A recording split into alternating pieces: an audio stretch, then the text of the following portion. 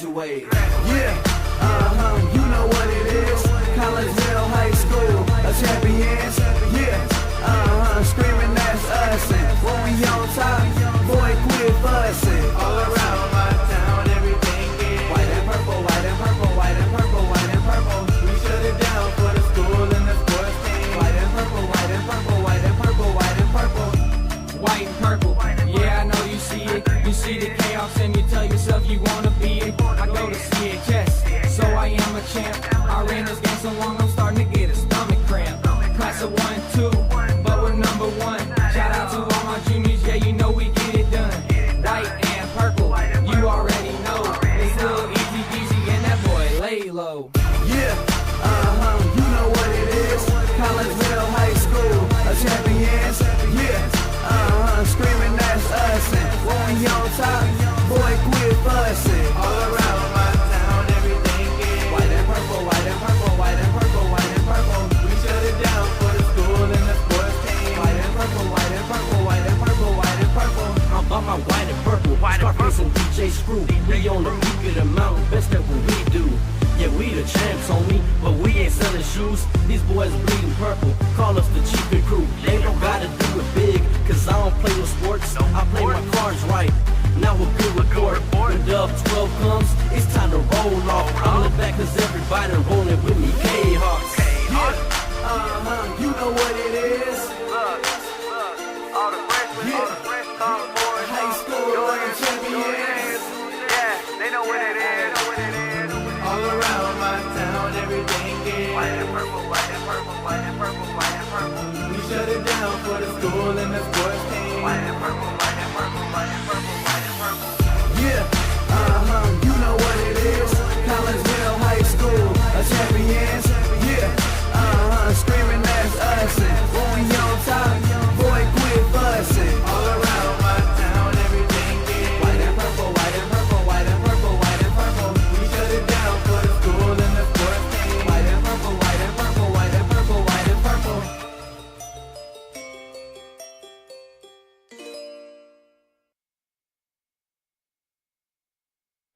And a very good evening to one and to all. Welcome to Virgil Fletcher Gymnasium here on the campus of Collinsville High School. My name is Todd Duke, and we are here because it is the season opener for your boys basketball team as the Collinsville Kahawks get ready to take on the Tigers, who made the drive all the way from Herrin. Again, my name is Todd Duke. Welcome to Virgil Fletcher Gymnasium, and welcome into the pregame show brought to you tonight by LC's Pub in Caseyville.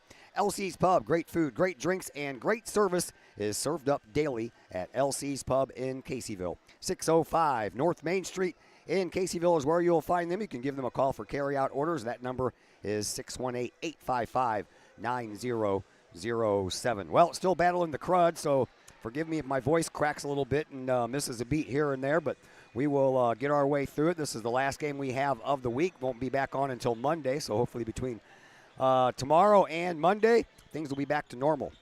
So let's go. Collinsville, they come into this game, coming off of a record last year of 28-5. They were 9-3 in the Southwestern Conference, and they were the Southwestern Conference champions. Darren Lee is their head coach. This is his 16th year as the head coach here at Collinsville High School, and he has a record of 280 wins and 172 losses. This is Darren Lee's 36th year overall coaching in the state of Illinois, and that record stands at 745 wins and 315 losses.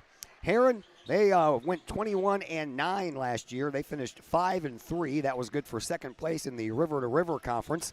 Their head coach is Sailor Schertz, and he is into his 8th year in that position and brings with him tonight an overall record of 130-65. So the Kahawks enter their 117th year playing boys basketball at Collinsville High School, a journey that began way back in 1907 under head coach Bliss D., whose first-year team went 9-4. This year's Kahawks will be the 16th year with head coach Darren Lee at the helm overall. In the previous 116 seasons, Collinsville has a record of 2,227 wins and only 911 losses. Last year was one of the better years record-wise for the Kahawks. Collinsville started the season with a perfect 17-0 record and captured another championship in their own Prairie Farms Holiday Classic with a thrilling 44-39 win over Quincy in the championship game. The Kahok's first loss of the year didn't come until January 5th, a road loss at Edwardsville High School. The Tigers handed Collinsville 2 of those 5 losses a year ago, but the 5th loss on the year really hurt as the team with high expectations saw their season come to a rough close when the Kahoks lost to Belleville West in the regional championship game at Granite City, 58-56 in double overtime. Collinsville, they lost 1,625 of their 1,996 points scored last year to Graduation, but some familiar faces return to the fold. Some familiar names dot this year's roster as we open a new season here in Kahok Nation. Well, one of the Herrin Tigers' 9 losses from a year ago came at the expense of the Collinsville Kahoks when Collinsville went south to open the season at Herrin, where Collinsville walked away with a 67-39 win. Herrin would win 6 of their next 7 games. After back-to-back losses in mid-December, Herrin went on a 7-game win streak and won 8 of 9 through mid-January. Another 5-game win streak sent the Tigers into the month of February, sitting at 18-6. The rest of February didn't play out so well for Herrin as the Tigers went 3-3 in the month and saw their season come to an end in a regional semifinal 41-35 loss to Marion. Head coach Sailor Schertz begins his 8th year as the head coach at Herrin. He's looking for his 2nd regional championship after capturing a regional crown in his 2nd season when the Tigers went 27-5. That was in the 2018-19 season. That regional championship was the first for Herrin in 9 years, going back to the 08-09 season under Irv Lukens. One boys basketball championship for Herrin. That happened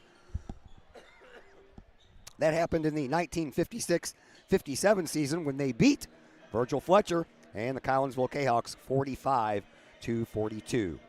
Had a chance just a little while ago to catch up with Collinsville head coach Darren Lee. We'll pass that conversation on to you next as the LC's Pub pregame show continues here on the Kahawk Sports Network.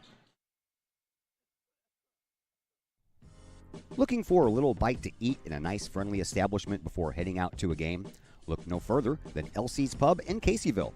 Just blocks from Collinsville High School, LC's Pub is the pub of choice for Kahawk fans, before, after, or even during Kahawk games.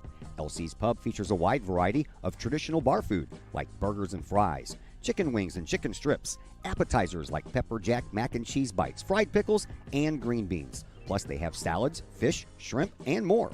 LC's Pub also features an outdoor patio, a gaming room, weekly poker tournaments, and a pool table, plus enough TVs for all the sports fans. And LC's Pub shows Kahawk games live as well as Blues and Cardinals games.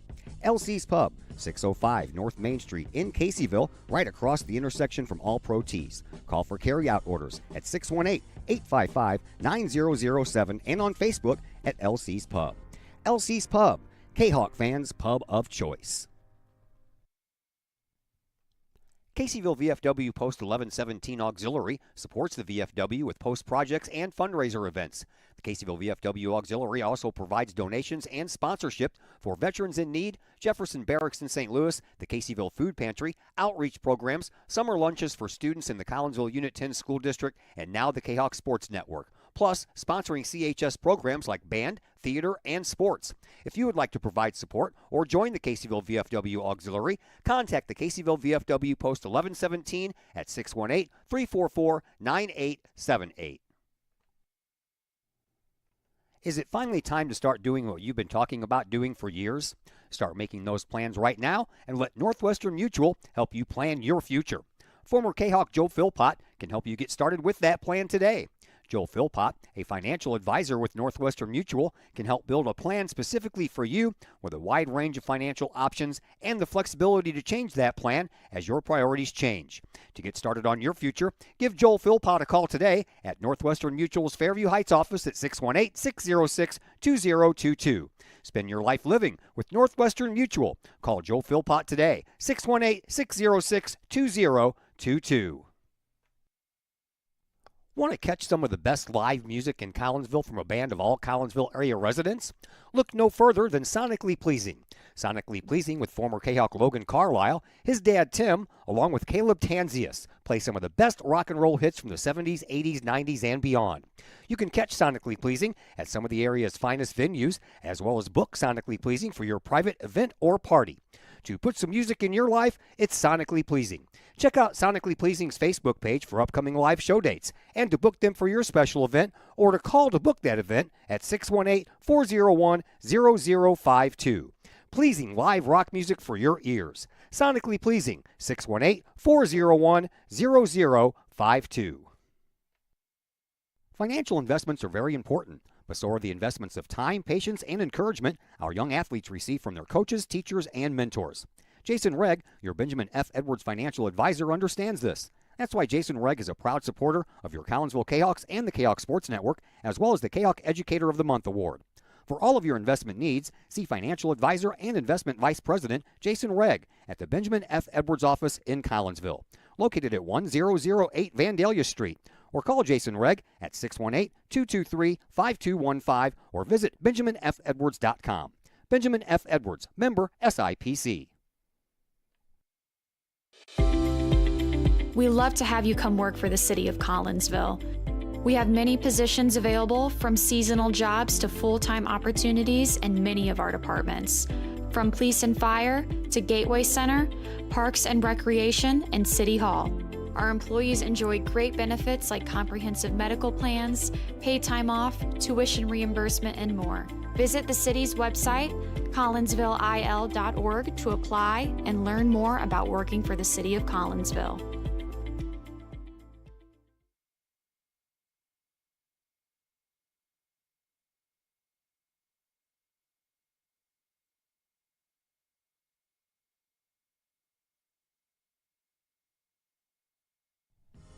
Looking for a little bite to eat in a nice, friendly establishment before heading out to a game? Look no further than LC's Pub in Caseyville. Just blocks from Collinsville High School, LC's Pub is the pub of choice for Kahawk fans, before, after, or even during Kahawk games. LC's Pub features a wide variety of traditional bar food like burgers and fries, chicken wings and chicken strips, appetizers like pepper jack mac and cheese bites, fried pickles, and green beans. Plus they have salads, fish, shrimp, and more. LC's Pub also features an outdoor patio, a gaming room, weekly poker tournaments, and a pool table, plus enough TVs for all the sports fans. And LC's Pub shows Kahawk games live, as well as Blues and Cardinals games. LC's Pub, 605 North Main Street in Caseyville, right across the intersection from All Pro Tees. Call for carry-out orders at 618-855-9007 and on Facebook at LC's Pub. LC's Pub, Kahawk fans' pub of choice.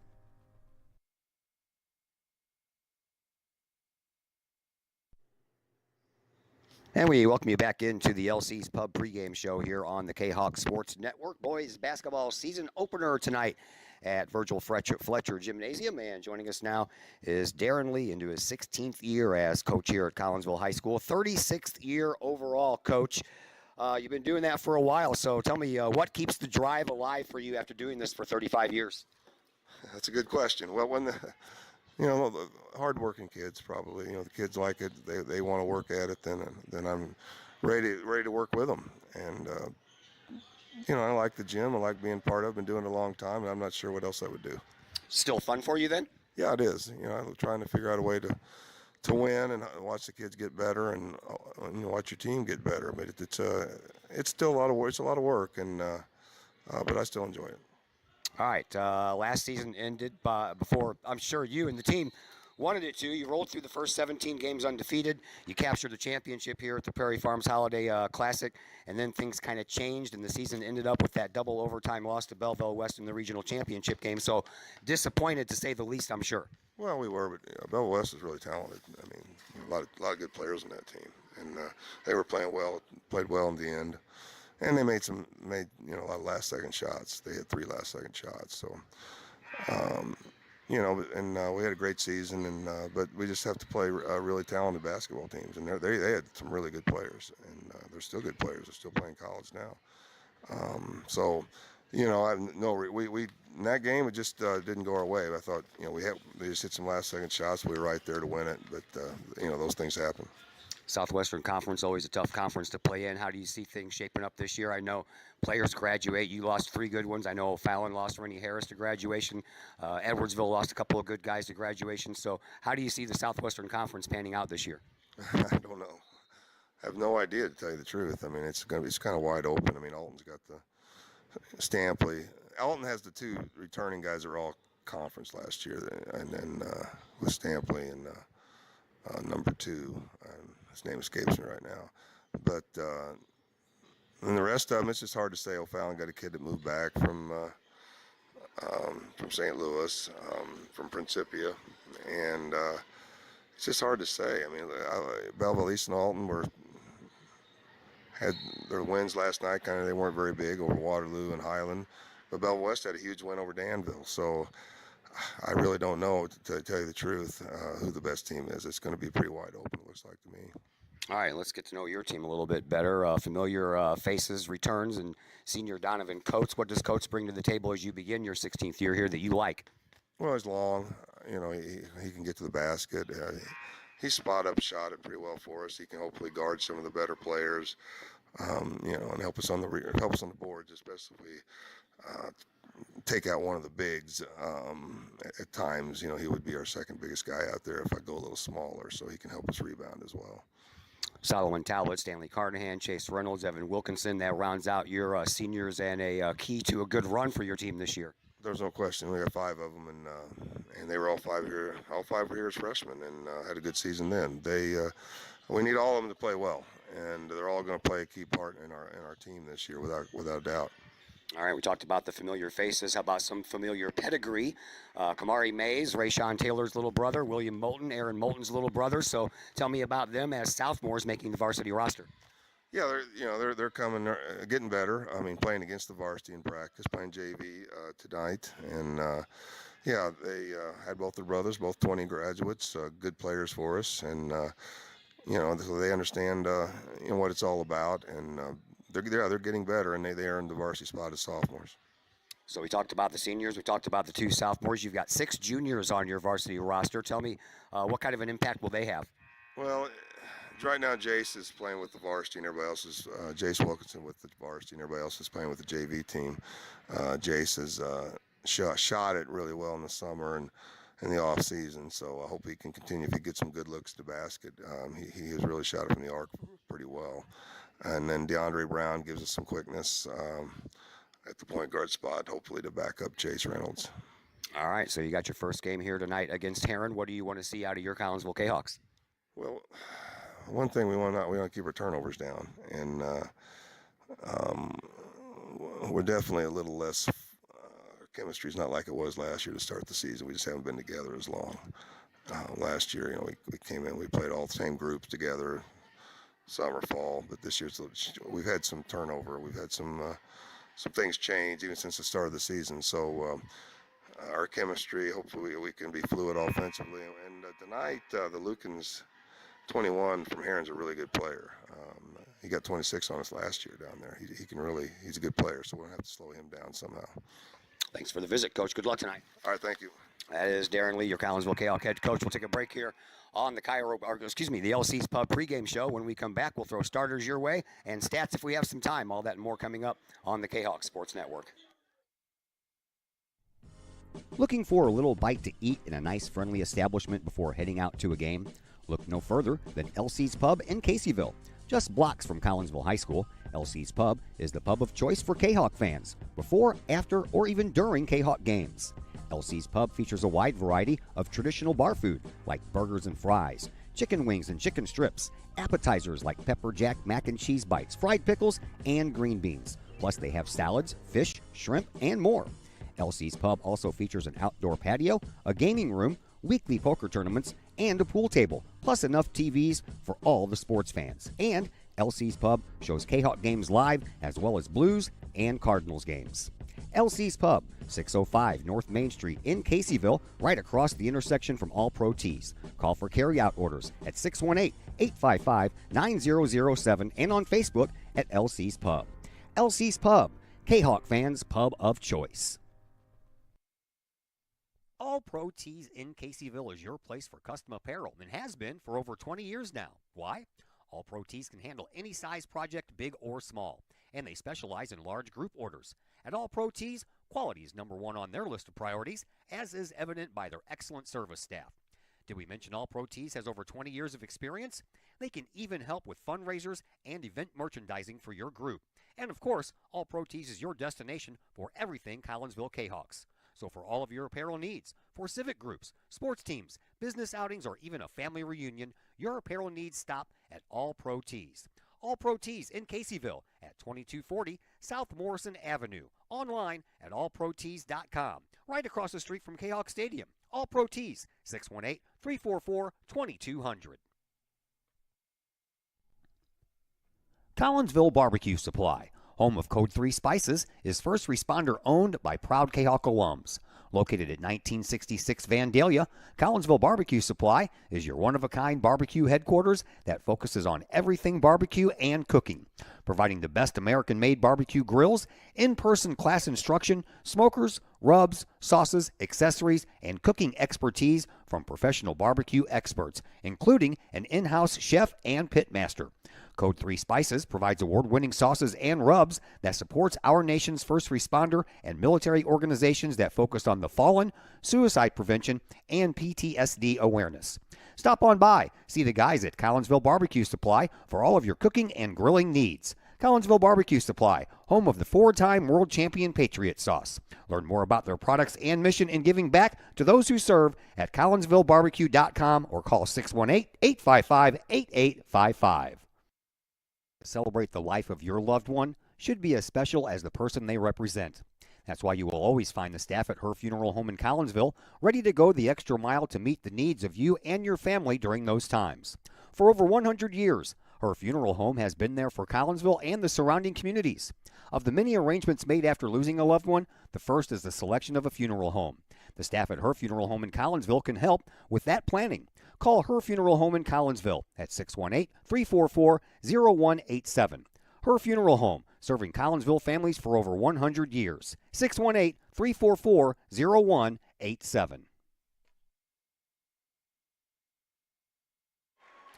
Once again, we welcome you back here to Virgil Fletcher Gymnasium, a home opener for your Collinsville Kahawks as they get ready to take on the Herrin Tigers, and here are your starting lineups. We'll begin with the visiting Herrin Tigers. Chance Estes, a 6'2" senior. Maddox Billingsley, a 6'1" senior. Kyrese Lukens, a 6' senior. Grady Cox, a 6'5" senior. And Jackson Falkenberry, a 6' sophomore.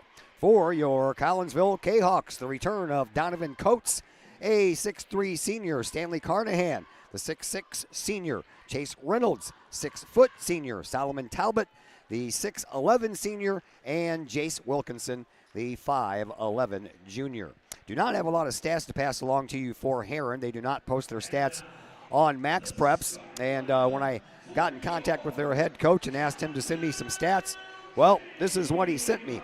Only 2 returning players from this last year's team that had varsity stats. Excuse me. I'm going to try not to do this all night, but it's going to be rough. Kyrese Lukens, a 4-year starter, all-state honorable mention. He averaged 17.7 points per game last year, 5 rebounds per game, 3.5 assists per game. And then you have Grady Cox. He came back for the last 7 games last year after an ACL tear and averaged 8 points in those games. And the other key players, according to Coach Sailor Shirts, is Maddox Billingsley. He didn't play his junior year. He returns for his senior year, and he'll be one of the guys to score for Herrin, according to their head coach. And Chance Estes, according to Coach Shirts, he is a hustle guy and a jack of all trades. For Collinsville, well, they lost a lot of points off of last year's team with the graduation of Zach Chambers and Nick Horace and Jamori Weisinger. So they returned Stanley Carnahan as the top scorer that was on that team last year with 144 points. But Donovan Coates, who played the last couple of seasons with Edwardsville, if you look at Edwardsville's stats for Donovan last year, he had 255 points. So he actually has the most points as far as the Collinsville Kahawks that are going to be on the floor tonight. Stanley Carnahan, the returner, with 203 rebounds, and while Donovan Coates was with Edwardsville, he pulls down 121 rebounds. Joining us on the other microphone, as usual, for home basketball games, Dr. Chris McCluskey. How are you, sir? Man, thanks for having me back, Todd. It seems like we were just in the football booth yesterday, and here we are back in Virgil Fletcher, but boy, it sure feels good. You mean back at football season when I still had a voice? I think you're doing great, man. Yeah. What am I looking at? Where's the score? 70-69. Gotcha. That was a close game, though. Herrin Tigers got the tip-off. They're going to get the first possession here to open up the 2024-25 campaign, and the Kahawks come out in a man defense, and we've got a foul right off the bat by Yeah, we do. transfer Devin Coates. I was getting Donovan the Coates. update from the girls' game. They were playing in the Nashville tournament. They lost their first game of the year, and it was a close one, 70-69. Oh, man. Yeah. I get the picture that we always get. Obligatory photo. Obligatory photo. You got All it. right, so Herrin's out there in the orange. That would be the Tigers' colors, and they throw the ball away. So the first turnover of the game belongs to Herrin and Collinsville. And we got on a little early. We actually were almost on time.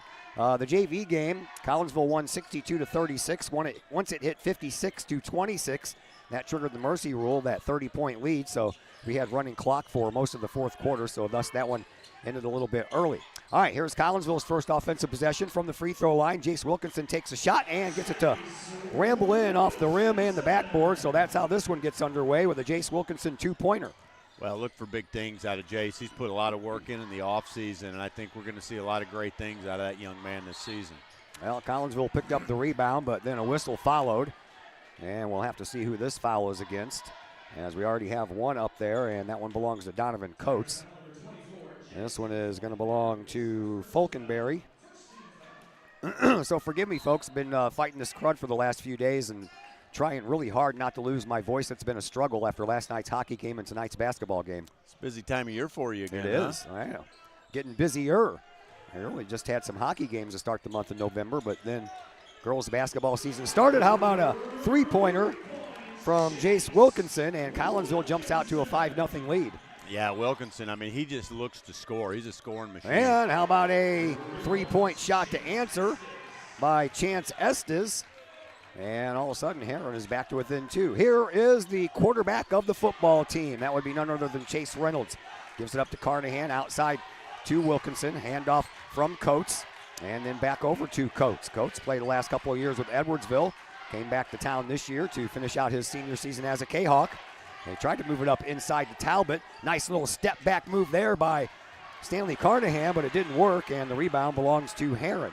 And Coates really crashed the boards there. Nice heads-up hustle. He just missed the layup. And now we're going to have a foul coming up. I believe this one's going to go against Talbot. He tried to get up there and block that ball, but missed the ball entirely, and looks like he got the body of Kyrese Lukens. So Lukens is going to go to the free throw line, and that's going to be the second team foul coming up here for Collinsville. Again, we have no individual stats for Herrin, so I couldn't tell you what Mr. Lukens did last year at the free throw line, but this year he is already 1 for 1. So one more coming his way, and if he makes this one, we have a 5-5 tie. And he will, and we are tied at 5 each. 5:57 left to play here in this opening quarter. Here comes Chase Reynolds. Reynolds across the timeline here on the near sideline, gives it up to Coates. Coates on the left wing, now deeper into the left-hand corner for Reynolds. Reynolds will dribble his way out with that right hand, cuts at the free throw line, takes a shot from there, hits the fat part of the iron, no good. Rebound belongs to Carnahan. He gives it up to Coates, step back at the free throw line, takes a shot, still no good. And the rebound on the ground, and now we're going to have a whistle. I believe that they said that Reynolds had control of the ball and stepped out of bounds with it. Yeah, I think that's a good call. He was, I don't know if he had control, but he was definitely touching the ball, and he was out of bounds. Collinsville's going to take some time to figure out their chemistry. Graduated a lot of seniors last year, as we all know. They had a great season. So a lot of fresh faces out there. Almost 1,700 points of the almost 2,000 scored last year graduated. Oh, boy. Yeah. And they're all having success down at Swick. Oh, yeah. All 3 of those seniors are playing on the same team. I got a text message from Steve There's a three-point try, and that one's good, and Herrin will have their first lead. Estes now has 2 3-pointers, and Herrin leads 8-5. Yeah, Collinsville's had a lot of scoring opportunities, just not shooting the ball particularly well right now, but those balls will fall. Oh, there's a throwaway. Collinsville turns the ball over for the first time. That was one of the keys to victory here tonight for Coach Lee, is limiting the turnovers. 8-5 in favor of Herrin's. 4:54 left to go here in this first quarter.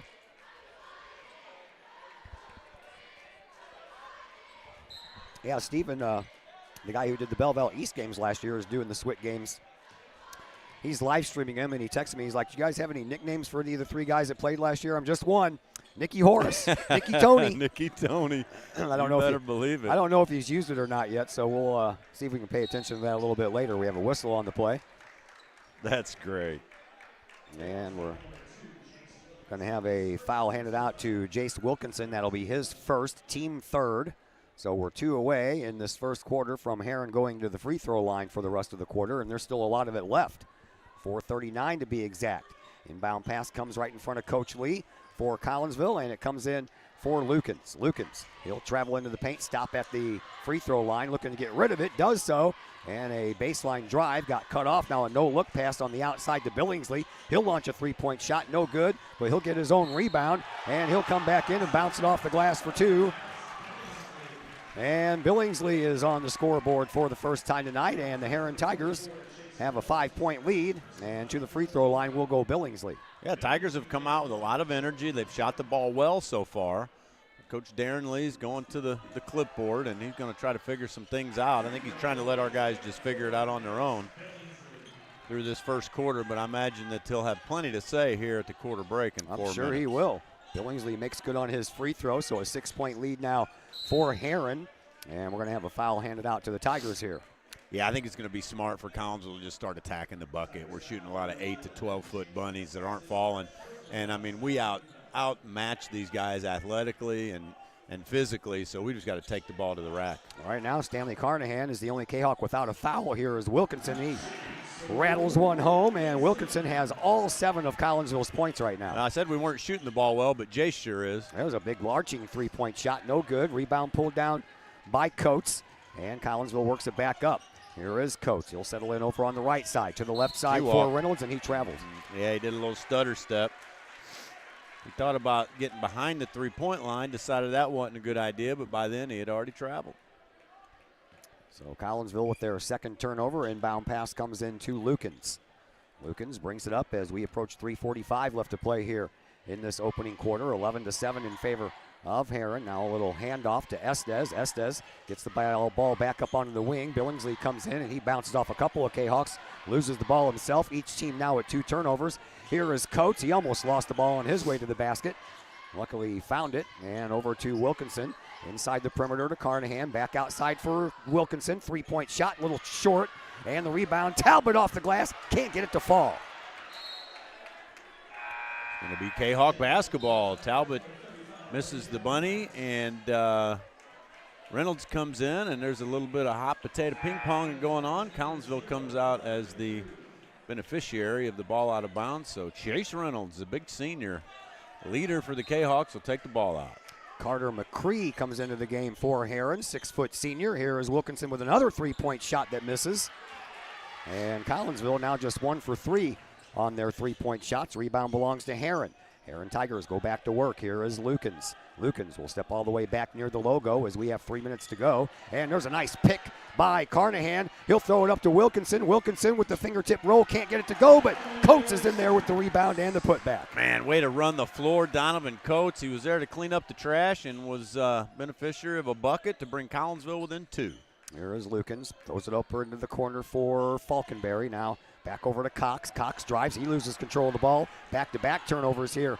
We'll give Coates another opportunity. He drives. He shoots. He scores. Here comes Big Donovan, the senior transfer out of Edwardsville, attacking the bucket. 11-11 now after Collinsville was down 11-6. Yeah, well, that's what Collinsville's athleticism. They can turn a game around in a hurry. That's why I like Coach Lee just letting them work it out and find their groove. Here is Lukens, gets the ball over to Cox. Cox at the top of the key, around the perimeter, will go for a minute. And now a drive by Lukens, and he'll throw up a shot and a prayer, and it won't get answers except for a 2-shot try at the free throw line. Yeah, Chase has spent the last few months as a defensive back, and it's hard to get that. Yeah. He's used to being uptight on guys, using his hands, and hard to change that mentality. It is. Basketball's different. Evan Wilkinson wants to check in for the first Collinsville substitution, and along with him will be DeAndre Brown. And now also into the game is Billingsley. He'll check back in, and he'll take the place of Falkenberry. Estes will come back in as well. And at the free throw line, it is Kyrese Lukens, who is already 2 for 2 from the free throw line.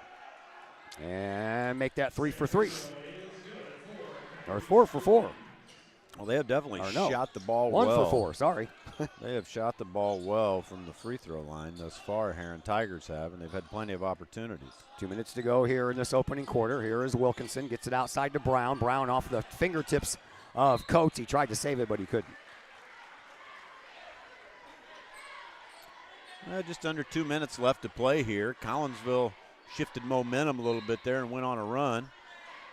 And we'll see what the Tigers have in store for them on this possession. Tigers bring the ball up. Here is Lukens once again. Lukens across the logo here at Virgil Fletcher Gymnasium. And travels from the near sideline, throws it over to the far sideline for Billingsley. Billingsley, he drives, baseline. Get that out of here, says Carnahan, but he had too much body, not enough ball, so up to the free throw line will be the shooter, Maddox Billingsley. And now Carnahan has his first foul, so now all 5 starters with fouls. Yeah, you don't want him to be left out, right? No. Chase Reynolds had 2 fouls, but he's on the bench. Wilkinson came in for him. And at the free throw line, Billingsley is now 2 for 2 from the charity stripe. 13-11 in favor of Herrin. Next one on the way. That one's good too. So right now, Herrin not missing at the free throw line except for the one that Lukens missed. Here's Brown. DeAndre Brown, 5'10" junior, gives it up to Coates, the senior.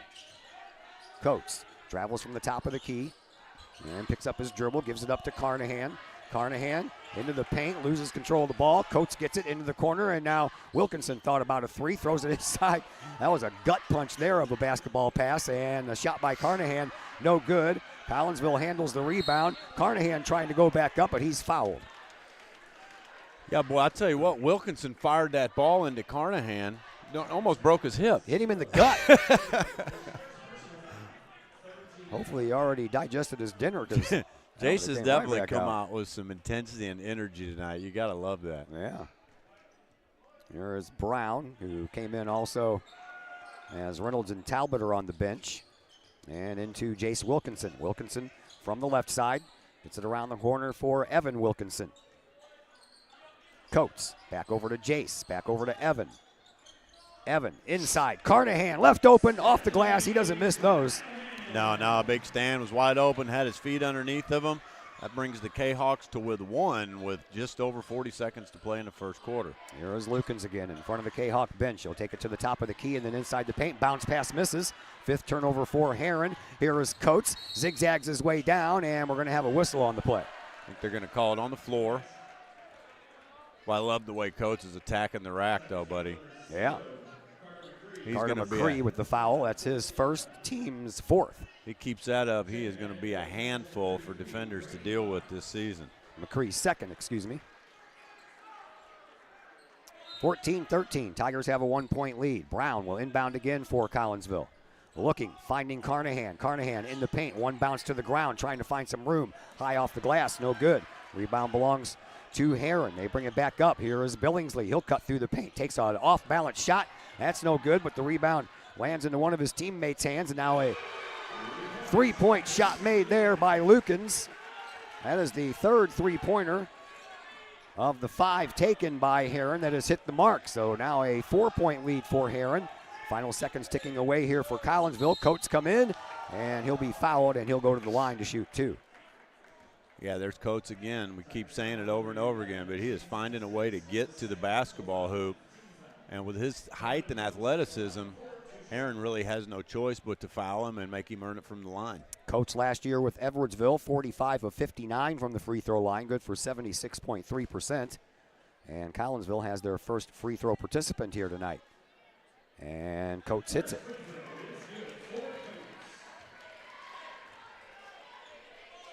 .3 seconds left on the clock. So after Coates takes this shot, we'll see how fast that time ticks away. Pretty fast. I think so. And he makes it.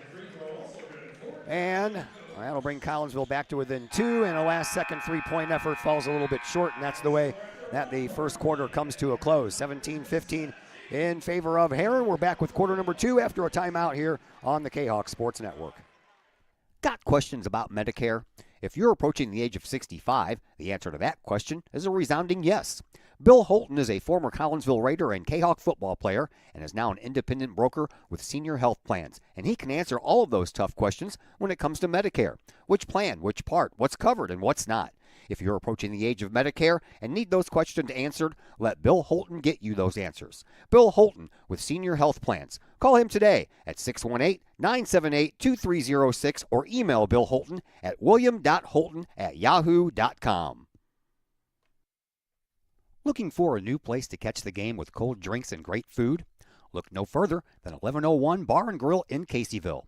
1101 Bar and Grill features pizza, burgers, wraps, and salads, plus 7 large screen TVs to catch the latest Kahok games and all the pro sports across the spectrum, plus all the college football and basketball you can handle. 1101 Bar and Grill in Caseyville, 1101 Caseyville Road, right across the street from Kahok Stadium. Call 1101 Bar and Grill for carryout orders at 618-223-1332. Once again, we welcome you back here to Virgil Fletcher Gymnasium. Todd Duke, Dr. Chris McCluskey with you. Second quarter getting underway. 2-point lead for the Herrin Tigers, and Collinsville has the ball. Here is Wilkinson over to Brown. Brown on the right wing, top of the key now for Coates. Coates kicks it back out over to Wilkinson. Wilkinson has it on the left side. Now they'll play catch for a little while. Wilkinson will launch a 3, and that one rolls across the rim. After he hit that first three-point shot, Collinsville is falling kind of cold on the three-pointers. Yeah, but here comes Wilkinson creating a turnover. You know, you miss a shot, and I'm telling you, Jace has some incredible energy tonight, and he comes back and he picks the ball inbound off. Herrin got a little lazy, and Jace Wilkinson just earned Collinsville a free possession. That's the 6th turnover for Herrin. Collinsville looking to inbound. They do so to Talbot. Turnaround shot no good, but looks like he's going to go to the line for 2. You know, Solomon obviously has a lot of body to move around, and he's really worked hard at, you know, full-body coordination. I really like the way he's moving this year compared to years past. I think there's some real solid potential there. Rajon Price, who just came into the game, guilty of the foul, and Talbot misses his first free throw try. Talbot last year from the free throw line, 11 of 22, so just 50%. Well, let's make this one and bring it back to 50%. That's right. And you got it. You got your question answered there, sir. Speak it into existence, That's Todd. right. 1-point lead for Herrin. They bring the ball back up. Here is Billingsley. Billingsley bounces it across the paint. Up underneath for Falkenberry. No good. Rebound effort put back up, but still not in. Second rebound effort belongs to Collinsville, but they turn the ball over. And now they'll go back to work, will the Tigers. Here is Lukens. Lukens from the left wing over in front of the Kahok bench to Billingsley. They'll give it back over to Lukens. And Lukens heads all the way back out to midcourt. We're just about 1 minute into this second quarter. Bounce pass into the paint for Billingsley, into the perimeter, excuse me. Billingsley goes into the paint, loses control of the ball. And Collinsville, as Evans Wilkinson tries to turn it into points. Fingertip roll just a little bit too much. And then the rebound belongs to Herrin, and the foul is going to belong to Jace Wilkinson. And that is going to be his second. Yeah, you know, one thing I see out of Collinsville is we have a lot of guys that can play, right? We're playing, 7 guys right now? And so guys are looking for opportunities to score, and they're going to have to find a way to kind of dish the ball and hit the open guy rather than shoot contested shots. Falkenberry gets double team. Collinsville putting on a lot of backcourt pressure, and Herrin had a hard time breaking it, but they finally do.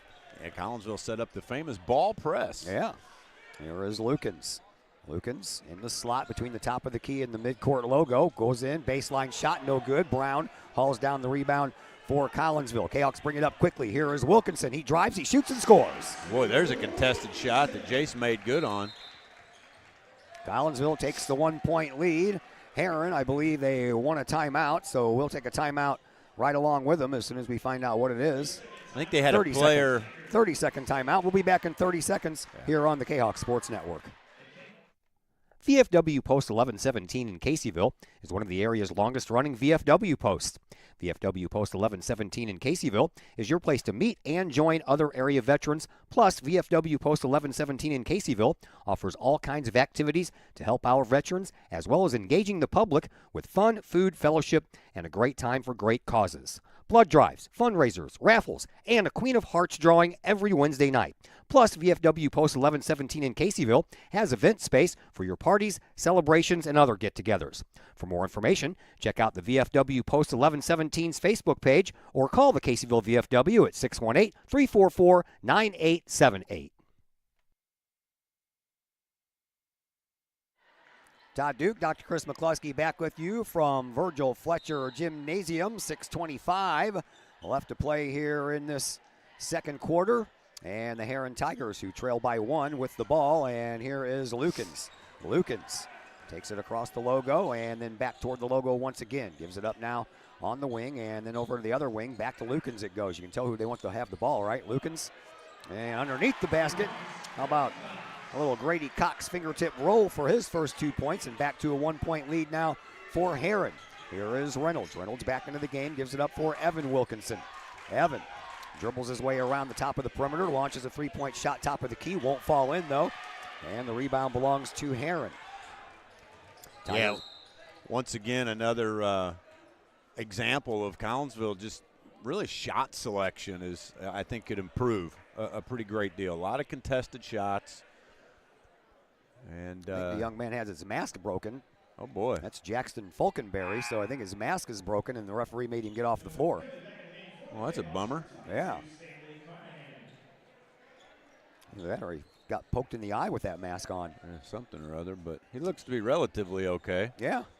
On the bench. I think he got poked in the eye. Trainer Amanda Nethery Bauer over to check on things, but he seems like he's okay, but he's got his mask off, so. Into the backcourt, the inbound pass comes into Lukens. Lukens to Billingsley in front of the Kahok bench. He'll skate it around the top of the perimeter and give it up for Price.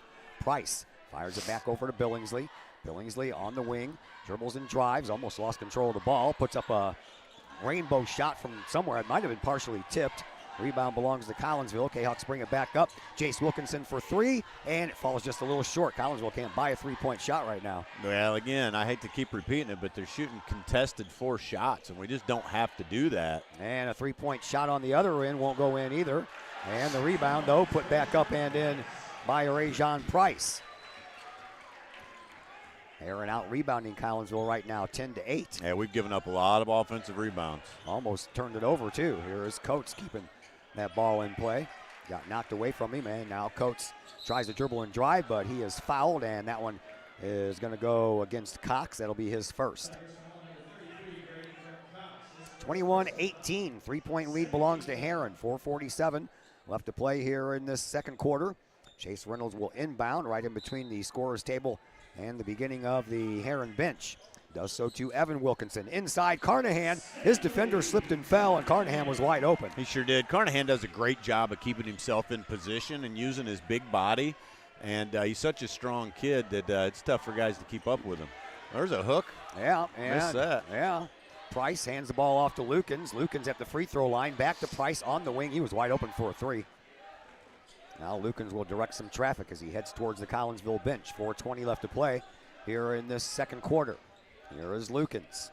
Lukens travels from one wing to the other. Gives it up now once again for Cox. Cox has a big dribble. It was. Man. And another 3-point shot made there. Ooh, boy. By Lukens. That's his second.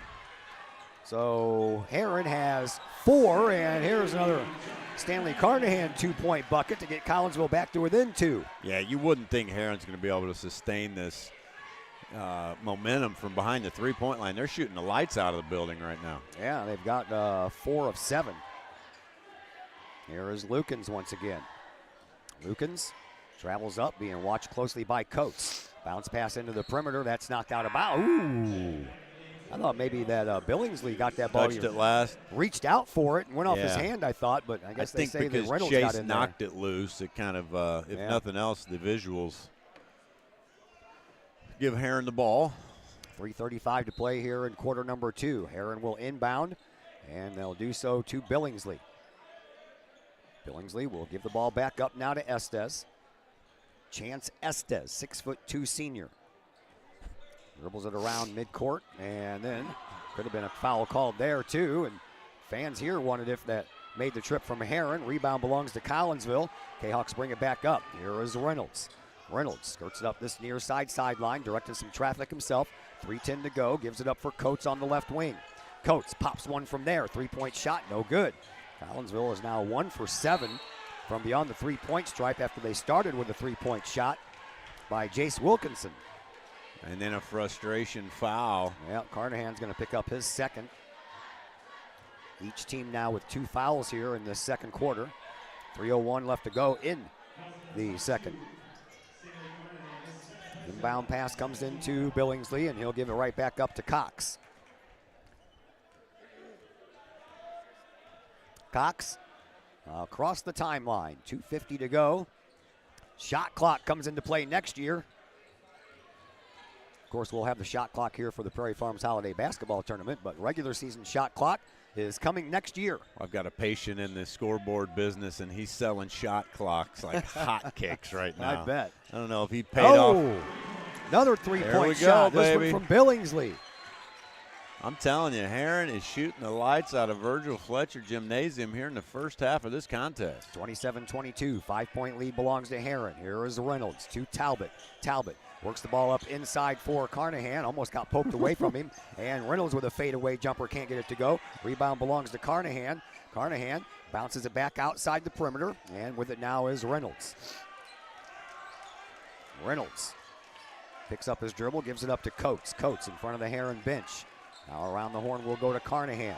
Carnahan Yeah, to 3 Evan seconds. Wilkinson. There we go. Wilkinson gets the ball over to Talbot. Talbot over to Coates. Minute 45 left to play here in this quarter, and we're going to have a shot no good on the basket, the referee says, but we're going to have a foul. And this one's going to go against Chance Estes, I believe, and that's his third. Call that on the floor. Coates is playing a good game. You got to be careful about throwing those hands up on these calls by the referees. That will not play out well. Chase Reynolds with the inbound pass underneath of the Collinsville basket. Gets it into Talbot. Outside now for Wilkinson. Wilkinson inside, and that one's poked away by Cox. Collinsville turns the ball over for the 4th time. Here is Lukens again. Lukens will pop one from the top of the key. That's a little bit off to the right, and this time the rebound belongs to Chase Reynolds. Reynolds will bring it up, zigzagging his way through a few players. Gives it up for Evan Wilkinson. Wilkinson over to Coates. Coates on the right wing. Now top of the key. Inside Talbot. Talbot. Shot or a 3-pointer. No good by Wilkinson. Rebound belongs to Talbot, though, but then he loses control of the ball. Yeah, he did. He got up there and went after it. You but can't leave this guy this wide open. Whoo, boy. I'm telling you. And now we're going to have a foul. It's going to go the other way. This one's going to be against Lukens. He went up for the rebound the same time Talbot did, and they ran into each other. Might need to check his temperature. He's missed 2 3-pointers, I Todd. know, right? 27-22. 5-point lead belongs to Herrin.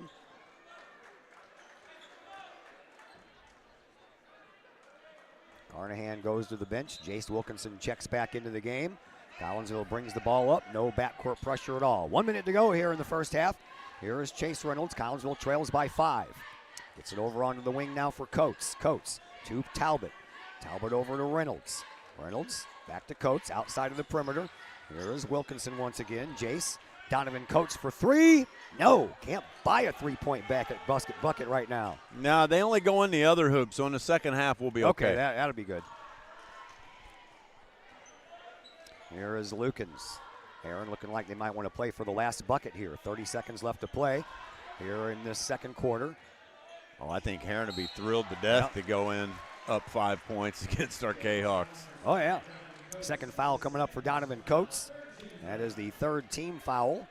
Well, we've got fouls to give, right? So Yes, there's we no do. reason to sit there and let them run the clock out and waste a possession when we've got fouls to give.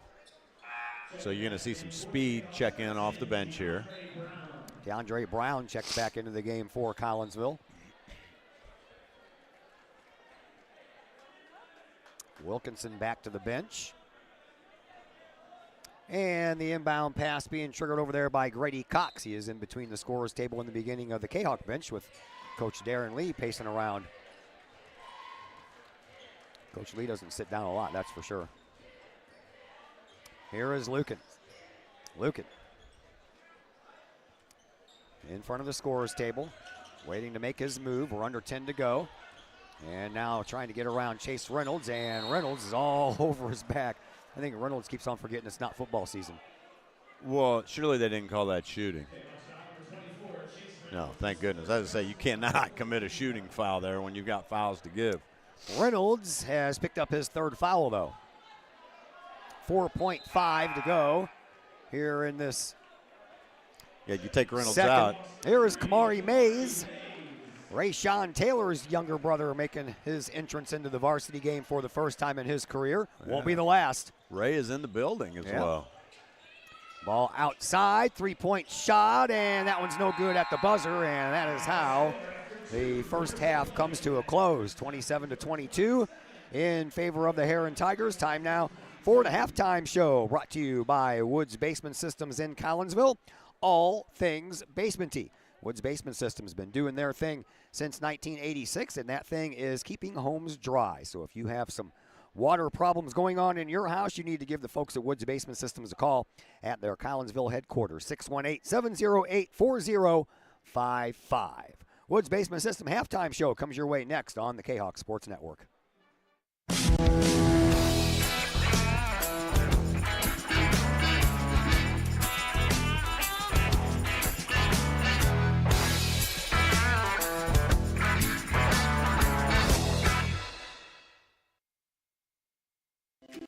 The Collinsville Area Community Foundation is our community's charitable foundation. We connect people, support programs, and guide resources to help our community thrive.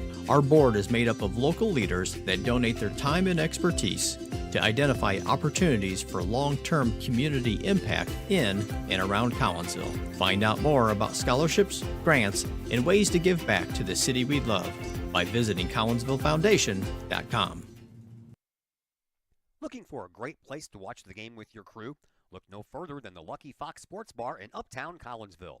The Lucky Fox shows Collinsville Kahok sports on the big screen, plus UFC fights, boxing, Cardinals and Blues, and all of the NFL games with the NFL ticket and enough TVs, you'll be sure to find the game you want. And the food? How about Taco Tuesdays, Wing Wednesdays, plus burgers and sandwiches, pizza, steak, and more, including great drink specials and the coldest beer in town. Plus, they have an in-house DJ on Friday and Saturday nights. Dine in and catch a game or order carry-out with the Lucky Fox. The Lucky Fox Sports Bar, 118 East Main Street in Uptown Collinsville. Open daily at 11 a.m.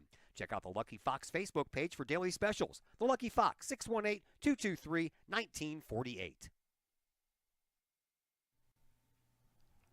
Got vinyl? Rich's Record Emporium in Uptown Collinsville can take care of all of your vinyl needs and more.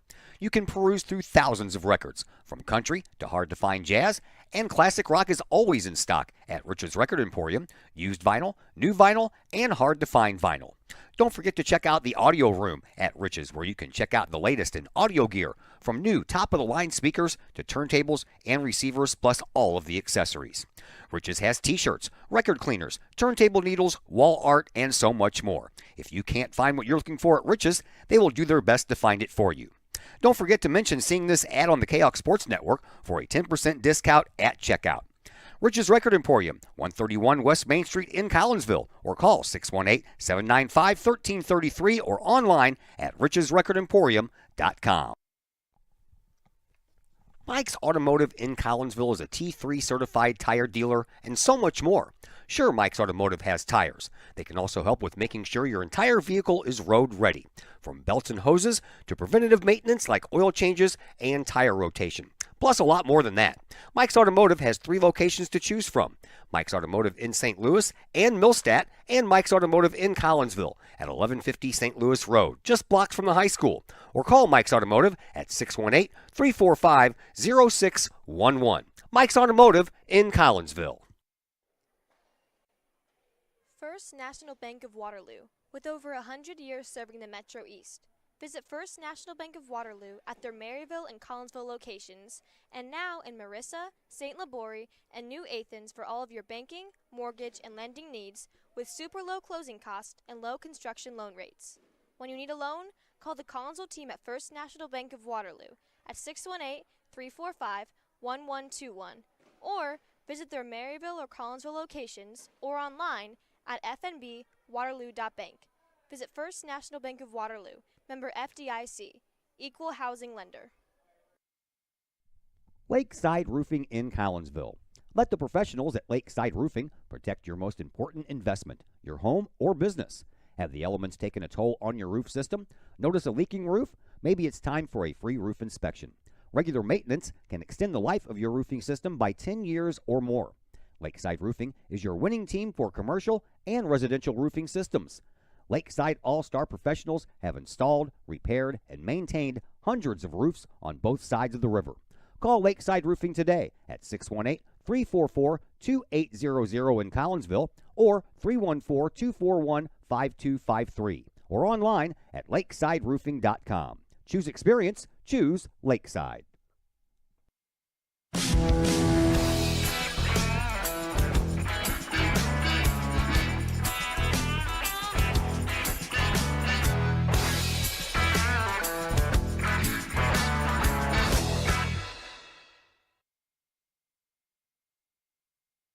And we welcome you back into the Woods Basement Systems halftime show here on the Kahok Sports Network. We are at halftime, 27-22 in favor of Herrin. Leading scorer in this one belongs to the Herrin Tigers. That is Kyrese Lukens.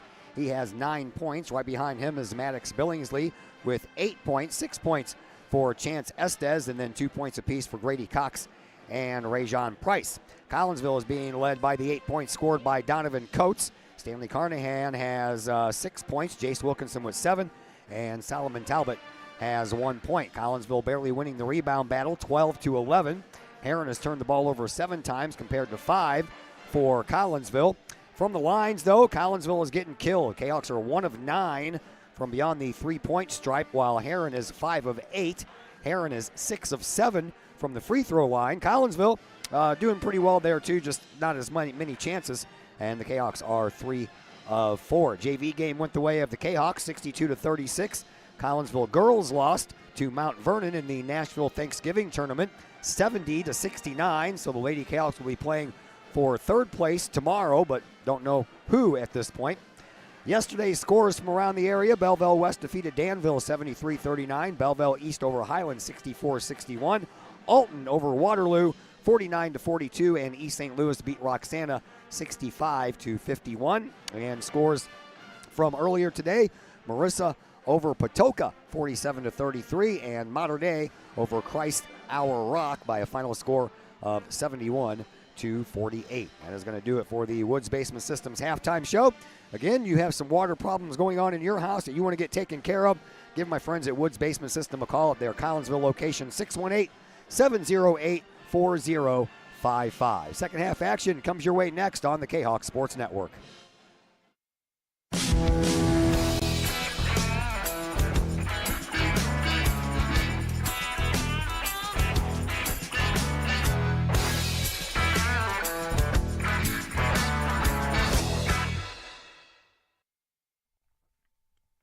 Keep your ride shiny and clean with Extreme Details Vehicle Detailing in Collinsville.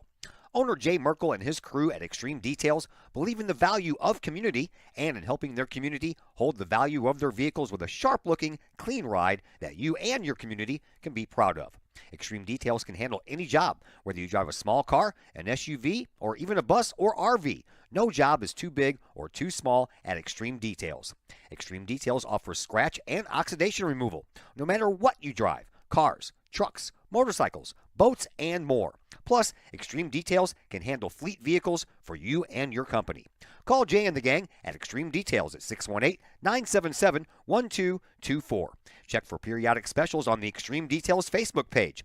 Put the shine in your ride with Extreme Details, 618-977-1224. Todd Duke here, proud member of the Collinsville Educational Assistants Association. Whether you call us teachers' aides, paraprofessionals, or educational assistants. It all comes down to one thing: taking care of students. More importantly, your student. Yes, we are there for the teachers, and we help them in any way possible. But our goals are in line with our teachers, in that we want to see our students succeed at not only being a student, but well beyond that as we ready them for the world outside of the classroom. We are Union Strong. We are Kahok Strong. We strive to help students reach their potential. We are the Collinsville Educational Assistants Association. Go Kahawks! Probably the largest purchase you'll ever make. We have 5 agents on our team. We cover about an hour radius around St. Louis. We grew up here. We know every town like the back of our hands. Our job as realtors is helping someone find their dream home, whether it's a family or an individual. We just want to do everything that we can to keep the process as simple and as stress-free as possible for you. The Blaylock Group, the official realtors of the Kahawk Sports Network and Kahawk Athletics. The Old Herald Brewery and Distillery in Collinsville presents the Sports Page Lounge. Come check out Collinsville's newest destination for your sports viewing pleasure. The Sports Page Lounge features a 14-foot 9-screen video wall with games across the spectrum, from college football and basketball to the NFL, NHL, Major League Baseball, and NBA. Pair that with tastefully crafted libations from the Old Herald Brewery and Distillery, and you have the perfect atmosphere for your sports viewing pleasure. The Sports Page Lounge, next to the Old Herald Brewery and Distillery at 115 Clay Street in Collinsville. Call 618-855-8027 for more information. The Sports Page Lounge, a new experience for sports lovers in Collinsville.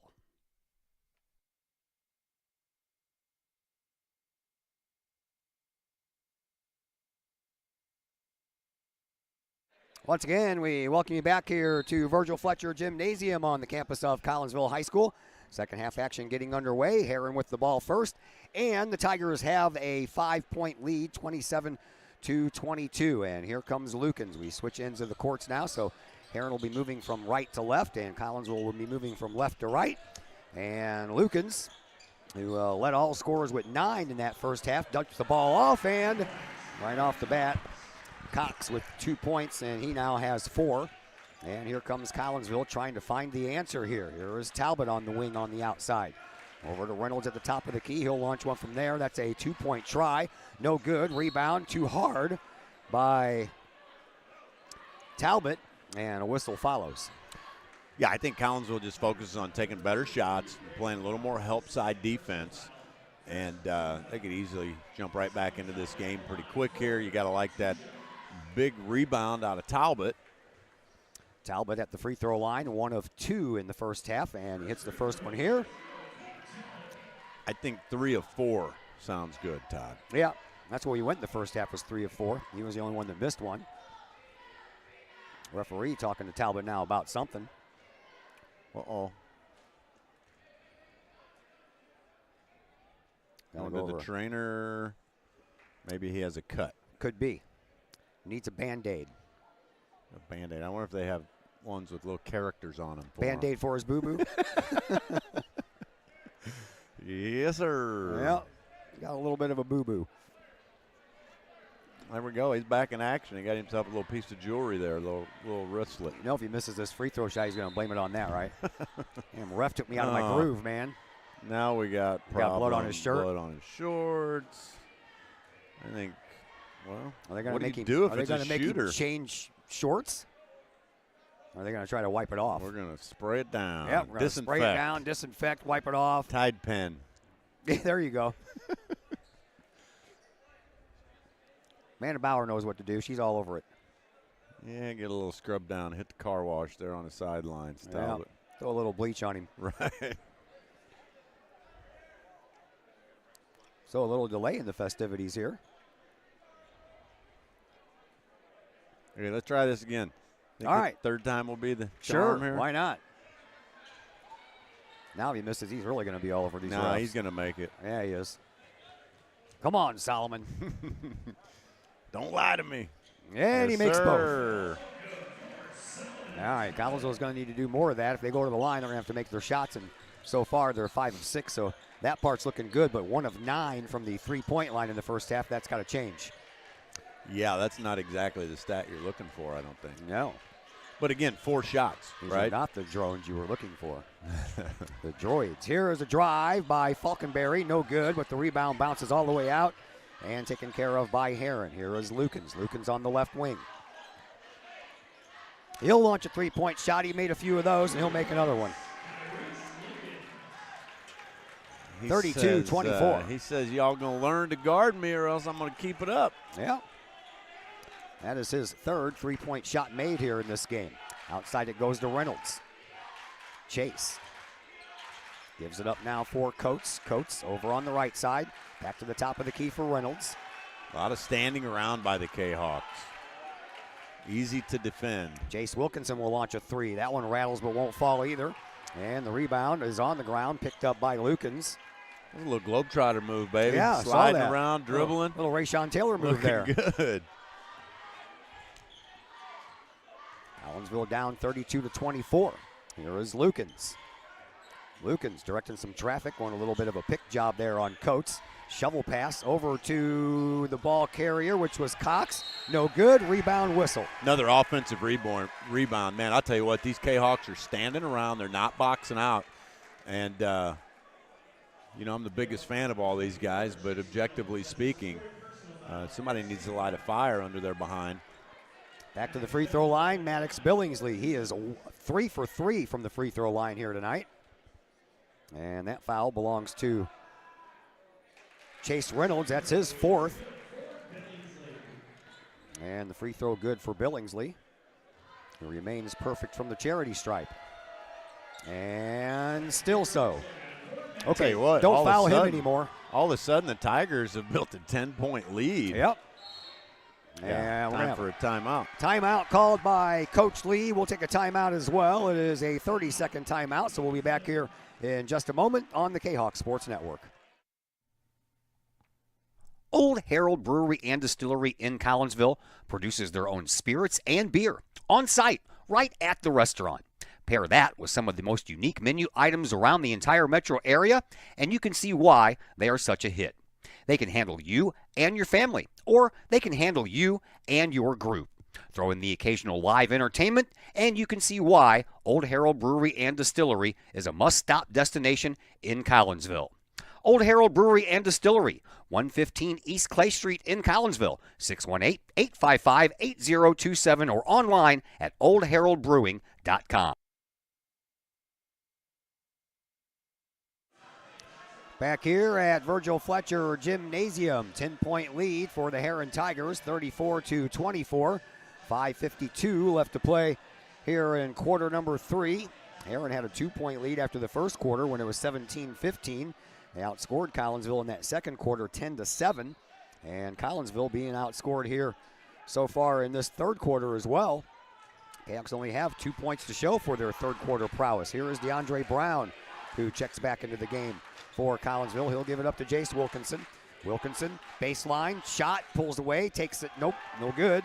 And the rebound belongs to Herrin, and then Coates comes in there and tries to take the ball, and a foul will ensue. Yeah, more nice hustle by senior Donovan Coates. He's shown an affinity to go after the basketball this game. That's one of the bright spots that we've seen here.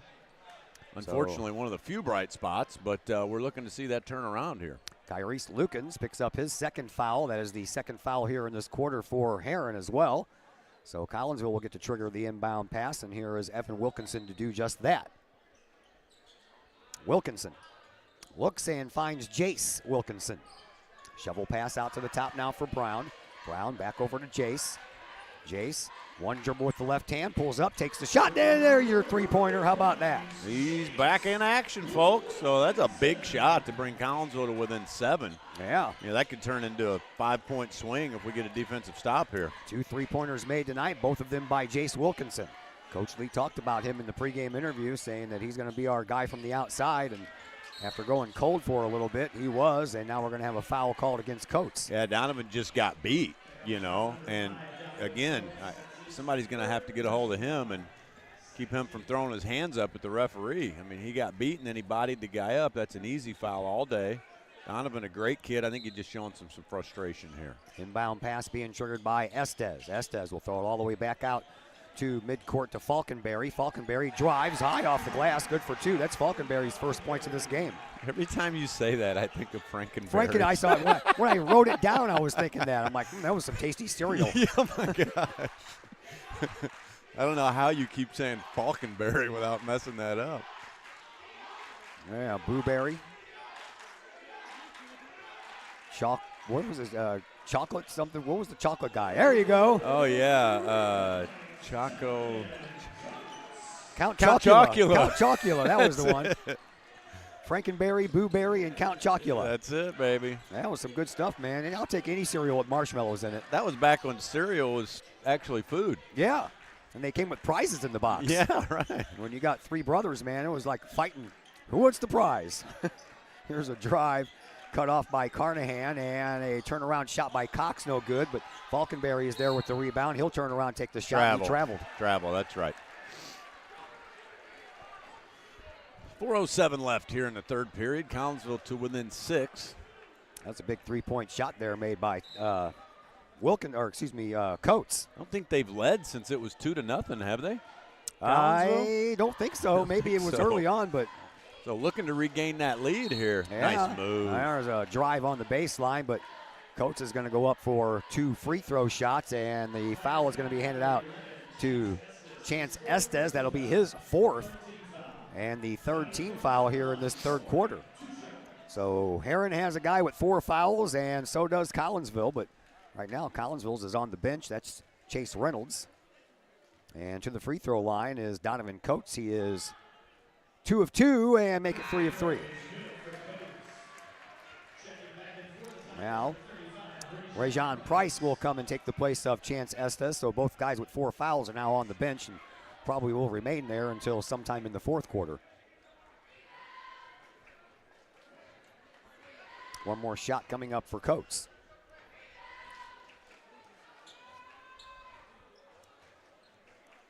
Not a bad crowd here for the home opener, considering we're just a couple of days away from Thanksgiving. Yeah, on a Tuesday night. People have things to do. Holiday weekend, a lot of excitement for Kahok basketball here.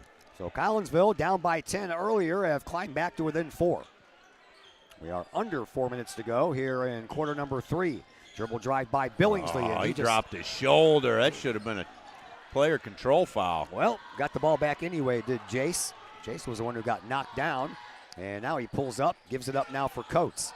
Coates outside the perimeter to Evan Wilkinson. Wilkinson in the paint. Carnahan dishes it out for Brown. Brown Carnahan. Back to Carnahan. Carnahan throws it outside now for Jace Wilkinson. Jace out to Coates. Coates top of the key. Over to Wilkinson, over to Brown. Brown in front of his own bench. Dribbles with the right hand. Picks it up, gives it up now for Carnahan. Carnahan bluffs one in the paint. Here is Coates for 3. That's good. I told you the ball goes in that hoop down there, Todd. It does. Timeout called by Herrin, and we will step aside and take a timeout as well. It is a, come on guys, tell me what it is. Full timeout, so we'll be back here in just a moment on the Kahok Sports Network. Lottie's Cafe, Collinsville's hidden gem. Lottie's Cafe offers food, cocktails, and gaming in a great atmosphere highlighted by fast and friendly service. Lottie's Cafe also offers a unique menu that features soups and salads, sandwiches and paninis, pizza and flatbreads, appetizers and desserts, as well as breakfast. That's right, we said breakfast. Unique breakfast items such as a breakfast stromboli, a breakfast BLT, and breakfast burritos. Lottie's also offers creative cocktails, a wine bar, the coldest beer around, and a video gaming area for those 21 and older. And don't forget the Lottie's Cafe gift certificates. Lottie's Cafe, Collinsville's hidden gem. Check them out online at lottiescafe.com, on Facebook, or in person in the Strip next to the Walmart Neighborhood Market. Or call Lottie's Cafe at 618-223-8256. Lottie's Cafe, Collinsville's hidden gem.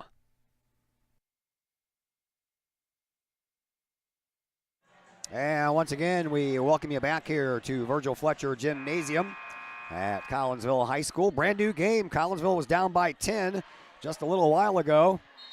And now the Cahoks only trail by 1.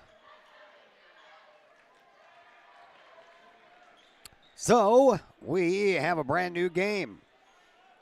Todd Duke and Dr. Chris McCluskey with you. Herrin inbounds, and they do so to Lukens. Lukens, a pretty gosh darn good player in his own right. And he'll dribble and he'll drive, trying to get around Brown. Pulls it back outside of the perimeter, and now he comes back in the paint. Hop, skip, and a jump off the glass. No good. Rebound belongs to Lukens, and he dumps it off for Falkenberry off the glass. Good for 2. Another offensive rebound given up by your Kahawks. That results in a bucket. So here come the Kahawks trying to tie it or bring it within 1. Coates pulls up inside the perimeter, takes a shot a little bit too strong, and Lukens is there with the rebound. Lukens will bring it back up. We have 2.5 left to play here in this third quarter. 38-35. Excuse me, apologize. Still trying to get rid of this raspiness in the throat. It's been a battle over the last few days. Here is Lukens. He drives and shoots and scores, +1. Well, that's a mismatch. I mean, we've got number 10, DeAndre Brown, guarding Lukens. I guess it's because Chase is in foul trouble, but they're going to expose that all day long. 2:20 left to go, and back to the free throw line is Kyrese Lukens, where he is 3 of 4 here tonight. 5-point lead back intact now for Herrin, and he misses, and the rebound belongs to Collinsville. Jayhawks bring it back up. Here is Brown. Brown dumps it off over onto the left wing, now to the top of the key for Evan Wilkinson. Wilkinson looking for a little help, finds it in Brown. Brown on the right side, top of the key now for Carnahan. Carnahan over to Coates. Coates, he'll dribble, try to use Carnahan as a screen, gives it up for Wilkinson, and ill-advised little hook pass that didn't make it to its destination will be Collinsville's 6th turnover.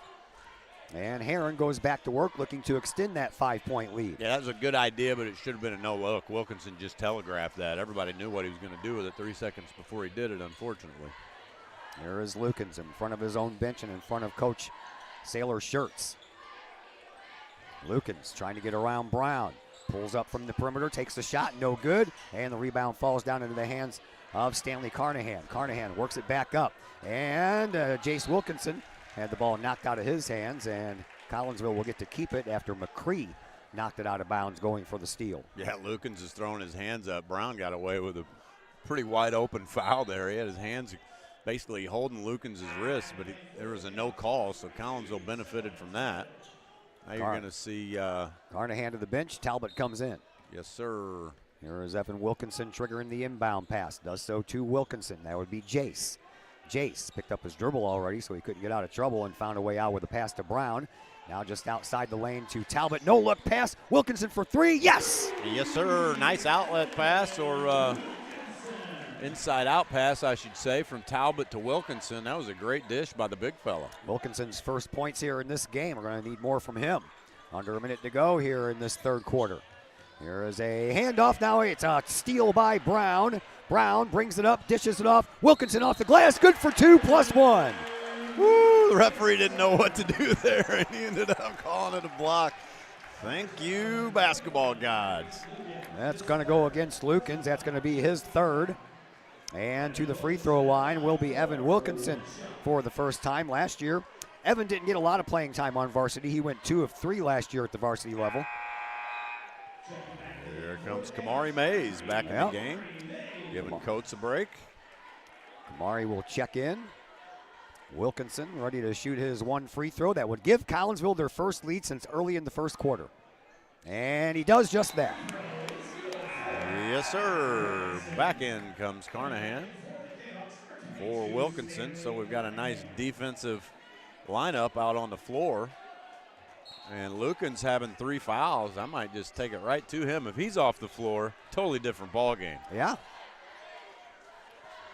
We approach 40 seconds left to go. Here is Lukens being watched by Brown. Lukens comes across the line and gives it up for Cox. Back out to Lukens. Lukens on the left wing. Now out to the top of the key for McCree. Then over for Falkenberry. Falkenberry back out for Billingsley. Billingsley in between the logo and the top of the key. Trying to look for a place to make a move. Looks like Herrin wants to try to just play for the last second shot, try to regain the lead as we head to the 4th. And now we're going to have a foul on Brown. You tried to gamble a little bit there. I'm not mad at that energy. It looked like he was going in for the sneak steal. And then just got a little bit too close. Each team with 4 fouls here, but we only have 12 seconds left to go in the third quarter. And the inbound pass comes to Lukens in the backcourt. Excuse me. Come on, help side defense, boys. Here is Lukens. Lukens fires it outside. Billingsley for three. Good. And that is the way that quarter number 3 comes to a close. 43-41 in favor of Herrin. We're back with the fourth quarter after a timeout here on the Kahok Sports Network. Just because we're adults doesn't mean we don't have toys, am I right? If your adult toys consist of boats, campers, or RVs, then you need to call the GASA storage team of professionals. Winter weather in the Midwest can be quite harsh, and finding a place to properly store those expensive toys for winter can be just as rough as a Midwest winter. That's where the GASA storage team comes in, with outdoor self-storage and covered storage for your toys. They even have tractor-trailer parking, conveniently located at Horseshoe Lake Road and 111 in Pontoon Beach. GASA Storage, for the safe storage of all of your toys. Contact the GASA Storage team, gasastorage@gmail.com, or call today, GASA Storage Team, 618-797-6100.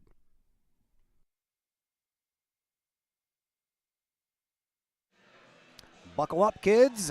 Fourth quarter is here, and it should be a fun one. This has been a pretty entertaining game. 43-41 in favor of Herrin.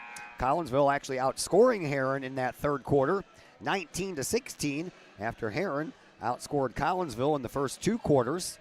And the Kahawks actually took a lead here at the end of that, or toward the end of that third quarter, but Kahawks still trail by 2 as we get ready to get underway here in quarter number 4. Yeah, that 1-point lead by Collinsville didn't last very long, did it? No, it did not. All right, Collinsville has control of the ball first. Brown takes it in the backcourt, brings it across the Indian Head logo here at Collinsville High School.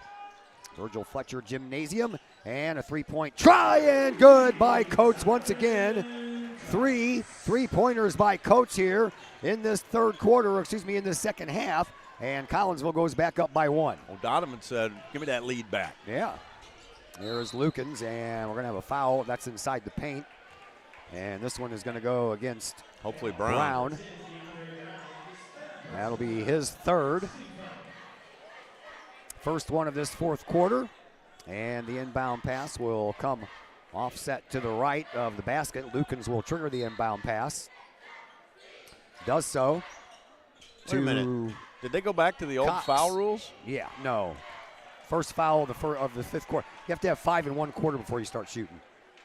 Used to be. Didn't they switch it to 10.5 Used last to be year? 7.5 before you went to the line, and then 10 would get you the double bonus. Yeah. Now it's 5. There are no more double bonuses. Once you reach 5, it's 2 shots. Oh, really? Yep. Okay. Shows you what I know. Yep. They started that last year. Okay. Here's a drive by Lukens off the rim. No good. Rebound belongs to Donovan Coates after maybe not. It'll belong to Brown. That's the longest rebound you'll ever see. Wilkinson from the corner. No good. And a whistle on the rebound try. Oh, I think they're going to get big Solomon for a push in the back. But, hey, he was hustling. Yeah, that was a good hustle. There's Donovan once again just hustling all the way down the floor. Solomon's third foul, and the third foul already sneaking up here on Collinsville. 45 seconds into this fourth quarter, and Collinsville's already committed 3 fouls. Fouls could be a big part by the time we get to the end of this game, not only from a bonus standpoint, but from a personnel standpoint. Yep. Here is Lukens. Lukens, top of the key, gives it up now for Billingsley. Billingsley drives underneath the basket off the bottom of the rim. Rebound belongs to Collinsville. Kahawks bring it back up. Here is Donovan Coates, has the ball knocked away, and now it's going to go out of bounds, and it's going to be a turnover. Boy, I'll tell you what.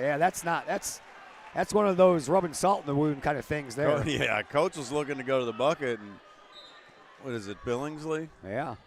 Just shut the door. I mean, he moved his feet over and closed the door, and Donovan got a little tripped up, and next thing you know, ball goes out of bounds. So that'll be a turnover. Here comes Herrin with a 1-point deficit to try to make up here.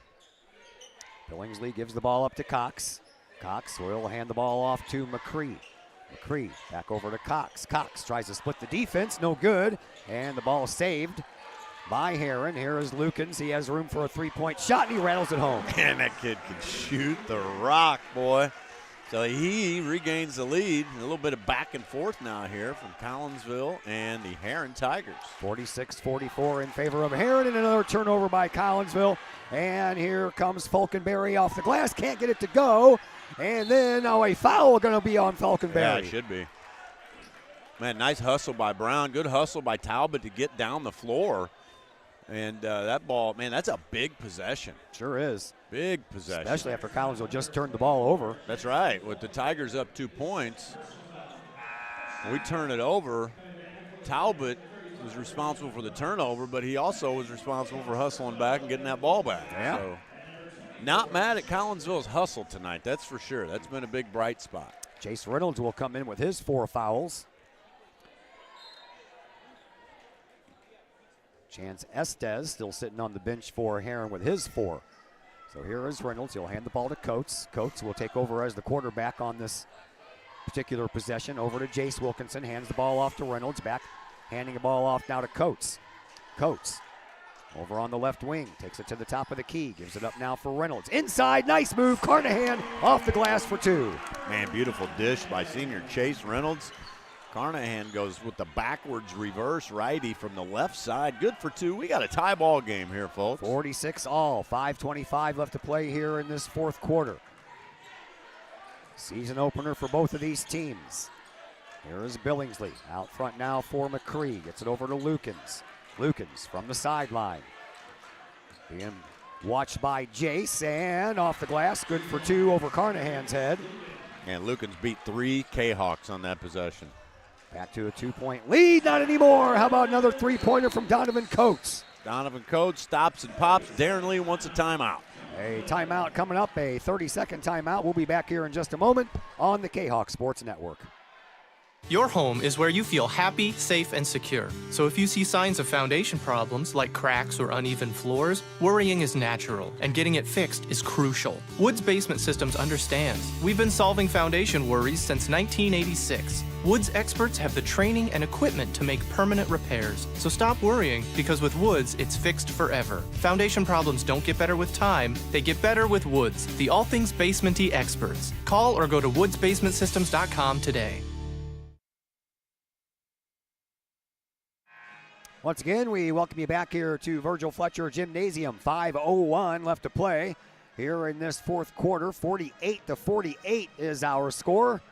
And this has been it's been a fun game. Nice season opener here between both of these schools as we get ready to head into Thanksgiving break. Today was the last day of school for Collinsville and Herrin. My 2 grandsons go to Herrin High School, and they got picked up at the old McDonald's in Nashville at about 4:15, and they are here until Sunday. They were here at the beginning of this game, but they have since gone back to the home. Been a fun game, eh? It has been a fun game. It's been action-packed, exciting. Both teams brought a lot of energy, and this one's going to come down to the wire, I think. Yeah. All right. Price is back into the game. Gives it up to Lukens. Lukens almost chased Jace out of his shoes and out of, ooh! Boy, I thought that Price was the last one to touch that ball. Yeah, man, I'll tell you what, Lukens just makes sure to make things happen on the court. He is really impressing me as a basketball player. Oh, yeah. He's been fun to watch. Inbound pass will be triggered by Lukens. Does so to Price. And a 3-point shot on the way. That one's no good. Rebound, though, belongs to Herrin. How many offensive rebounds do they have? I don't keep track of offense or defense, but right now they have 19 overall. Collinsville's got 18. And a foul coming up against Jace Wilkinson. That'll be his 3rd.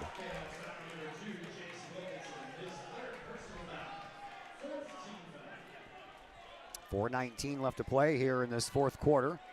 Inbound pass will be triggered by Chance Estes, so he's back out there with his 4 fouls, being guarded by the guy who has 4 for Collinsville, and Chase Reynolds. Into the backcourt it goes to Lukens.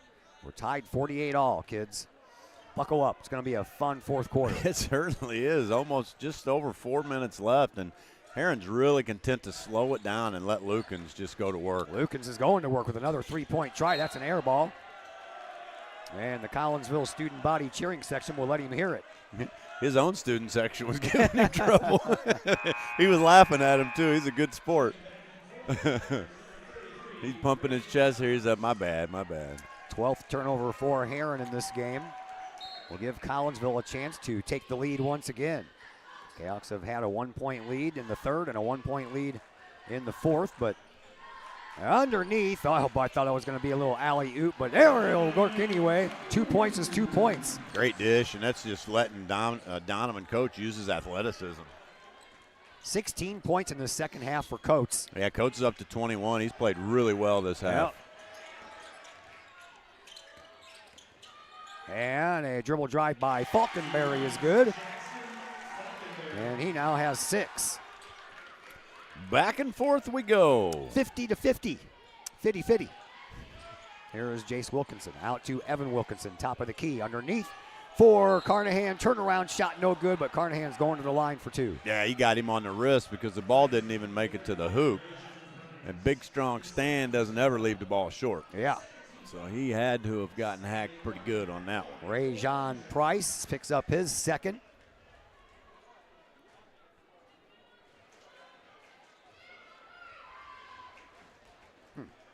I am off on my points for Coates. I had him over. I had him at 24.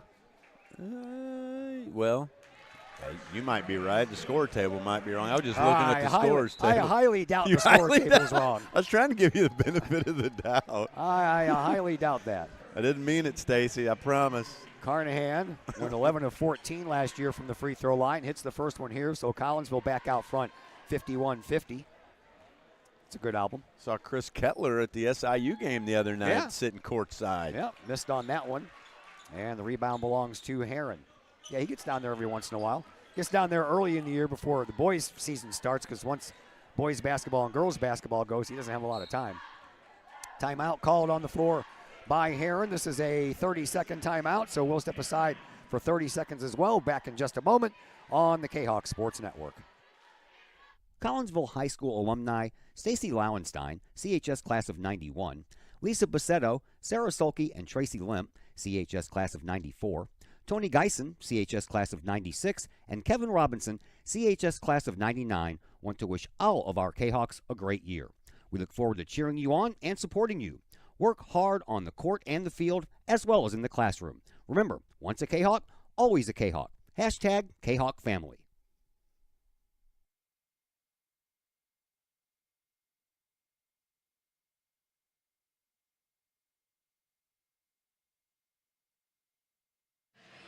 Back here at Virgil Fletcher Gymnasium, I think that I found my mistake. 10, 11, 12. So one of those 2-pointers I ended up giving to Donovan Coates when it should have gone to Jace Wilkinson. So now I think I'm back on track. Found my mistake. Found it? I did. All right, here's a steal by Collinsville. Kahawks bring it back up. And a blocking foul is going to be called on Falkenberry. And Jace Wilkinson's going to go to the free throw line. Falkenberry will pick up his third. Yeah, nice steal by Collinsville, pushing the envelope. Anytime you have a chance to score without the clock moving, you're not mad at that. Jace Wilkinson just 0 for 2 last year from the free throw line. His first trip to the charity stripe here in this one, and he'll make it count. That's a big bucket. Sure is. Big bucket. They're all big at this point in the game. Collinsville with a 2-point lead. Their biggest lead of the night. I'm going to say that feels like a 10-point lead yeah, right now. As both of their leads earlier have been 1-point leads. Now how about a 3-point lead? Well, let's go. 2:50 left to go, so still a lot of time left. Here comes Herrin. Here is Billingsley. Billingsley picked up his dribble a little too soon, so he had to wait for Lukens to come over and help him out. I don't have a game until Monday. I'm hoping by Monday my voice will be nice and rested. I believe in you, Todd. I do too. I got bowling Monday. First look at the boys bowling team this year. Yeah, talking to Coach Mark about that. He was excited about you coming out. He was telling me about that. Yeah. 2 boys bowling matches and 3 girls bowling matches this year. That one's knocked out of bounds by Coates. We've already had a 300 bowler in competition, Mr. Daniel. Yeah. Daniel Wilde with a 300. Last year we had Jacob Taylor with a 300 game. Yeah, how about that? Same bowling alley, too. Or check those lanes. Yeah. I don't even know if that's a thing. It is a thing. Lanes get oiled up, man. Too much oil, and you're asking for trouble. There's a missed 3-pointer. Rebound belongs to Herrin, and Falconberry's putback takes forever to fall in, but it does fall in. Offensive board results in another 2 points. Man, Herrin has really been benefiting from the offensive rebounds this game. 53-52. Collinsville leads by 1. We are approaching a minute 45 left to play here in this fourth quarter. Here is Coates. Coates will take it into the perimeter, kick it back out. Now to Chase Reynolds back at the midcourt stripe. Reynolds dribbles, gets around Falconberry, but Falconberry is going to be guilty of his 4th foul. Yeah, all of a sudden there's only a minute 35 left, Yeah. right? So each team now with 4 fouls here in this fourth quarter, so 1 more by either team, and we are heading to the free throw line. Collinsville spreading it out. So what you have to do is take care of the basketball here. Yeah. Here is Chase Reynolds, gets it into Carnahan. Reynolds gets it right back from Carnahan. Coates at the midcourt stripe, dribbles and drives, free throw line, takes a shot, no good. Rebound belongs to Carnahan. And now we're going to have a foul coming up. This one's going to be handed out to Grady Cox. Man, you want to talk about a monster offensive rebound out of senior Stan Carnahan. He could have got that ball off the shot clock. He was up that high. I'm telling you what, that is a huge change of events here, because not only does that retain possession for Collinsville, now we're at the line. Now we're at the line with a chance to score, put points on the board. Carnahan went 1 for 2 earlier in this half from the free throw line. He'll get a chance to shoot 2 more here. Collinsville up by 1. And the first one no good. Fell a little short. Yeah, Stanley was falling backwards. He was off balance. I think he knew it, so he just flung it up there. So look at a little better attempt here. I think he just got tripped up. Tripped up at the free throw line with no one there. And the second one is good. That's weird. Now I know why. He steps back with his right foot and then moves it forward. I have never seen that. We're down to 1:15 left to play here in this fourth quarter. Collinsville up by 2. There is a pass over to Lukens in front of his bench. Into the corner for Falconberry. Back outside now for Lukens. Lukens skirts it across the volleyball line. Over to Billingsley. Billingsley in front of his own bench. Lose Lukens. He's Don't triple lose teamed. Lukens. Nobody's on him. Yeah, tipped away there for a moment, but Lukens finds it. We're under a minute to go. Lukens over to Billingsley in front of his head coach. Now gives it up for Cox. Cox. He walked. Will turn around, give it to Billingsley. Billingsley uses the glass for 2. We're tied 54 all. Collinsville brings the ball back up. 40 seconds to play here in this fourth quarter. Here is Donovan Coates. Collinsville will play for the last shot, I'm sure. We'll see if Herrin wants to pressure him into that last shot a little bit too early. Here is Jace Wilkinson. Wilkinson at the midcourt stripe, trying to get around Lukens. Pulls up over on the left wing, heads back out to the midcourt stripe. Now cuts it out, gives it up for Chase Reynolds. Reynolds, he'll back all the way up to midcourt. Time to go, boys. We're down to 10 seconds to play. Oh, don't pick up your dribble, Chase. There is Evan Wilkinson, and a timeout called by Coach Lee. We will take a timeout as well, and we will be back here in 60 seconds on the Kahok Sports Network.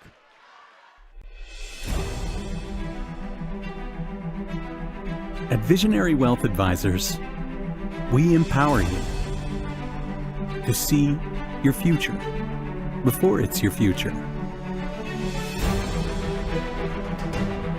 to create your inheritance,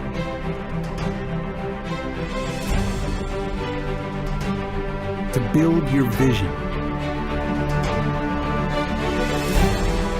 to anticipate the known and unknown, and to find potential in both, and build new dawns. Visionary Wealth Advisors. Visit Brad Keene at his Collinsville office at 106 North Clinton or call 618-467-8420.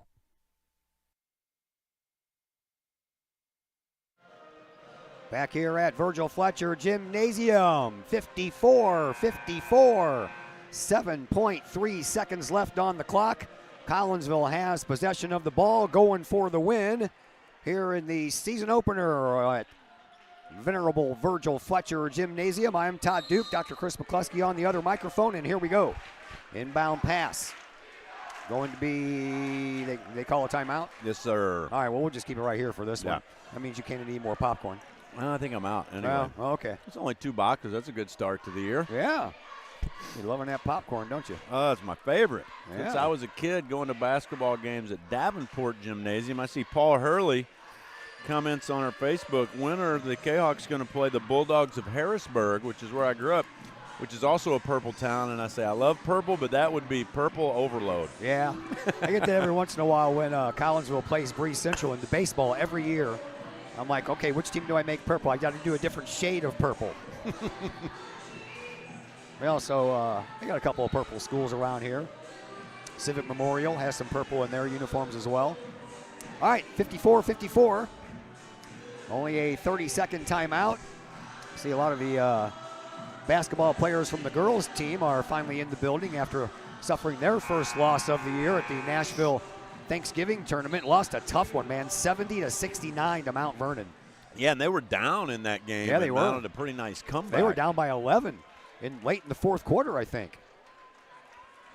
So look for Collinsville to get the ball in the hands of Donovan Coates or Jace Wilkinson would be my expectation.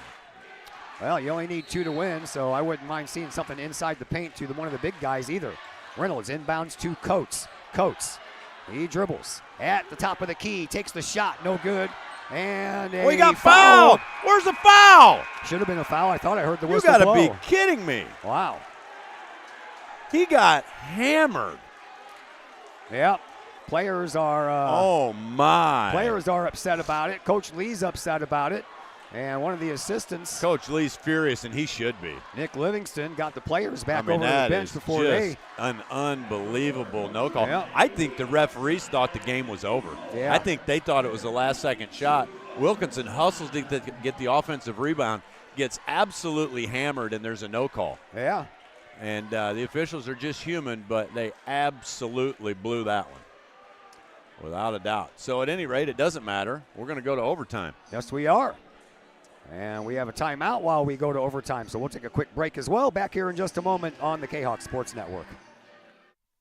Diamonds for Kahawks is a facility improvement project to develop a baseball, softball, and football/soccer field for CHS students and our communities to utilize. The project includes 2 baseball fields, 2 softball fields, a soccer/football field, concession stand, bathrooms, and parking. The development of this facility will benefit the band, PE classes, baseball team, softball team, and soccer team with a centralized location, ease of access, and an eye-catching complex.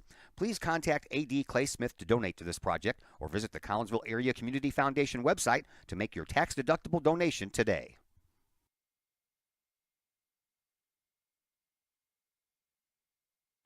And once again, we welcome you back over here to Virgil Fletcher Gymnasium at Collinsville High School, 54-54. We are heading to overtime. Todd Duke, Dr. Chris McCluskey back with you. Tip-off at center court between Cox and Talbot, and it's won by Herrin. So Herrin goes back to work. Can't figure it out in 4 quarters. Might as well do a 5th. Yeah, why not? It's a school night. Well, I guess it's not a school night for you guys. It is for me. Yeah, well, I don't have anything going on because I work for the school district too, so I'm off until Monday. Yeah, I got one more big day tomorrow, then I can stuff my face. Here is Billingsley. Billingsley off the rim, and it falls in. So Herrin back out front by 2, 56-54. Here comes Chase Reynolds. Reynolds over onto the wing for Carnahan. Carnahan back out front for Reynolds.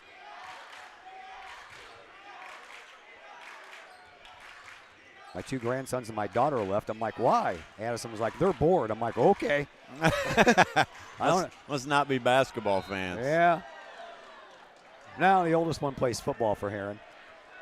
This is the opposite of a boring game right here, right? It is. It's been fun. They stand at your place while they're up here? Oh, yeah, of course. Nice. Yeah. Got to be a good time. Yeah. And we're going to have a foul coming up. This one's going to go against Lukens. That's going to be his 4th. Well, there's a lot of players with 4 and 3 fouls up on the board, so that could come into play here in overtime. Yep. That is true. To the free throw line, it is Jace Wilkinson. Wilkinson 2 for 2 from the charity stripe earlier in the second half.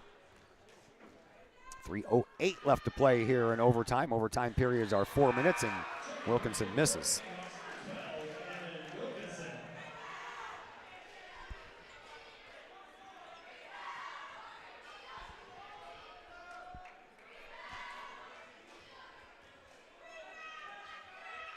And the next one is good.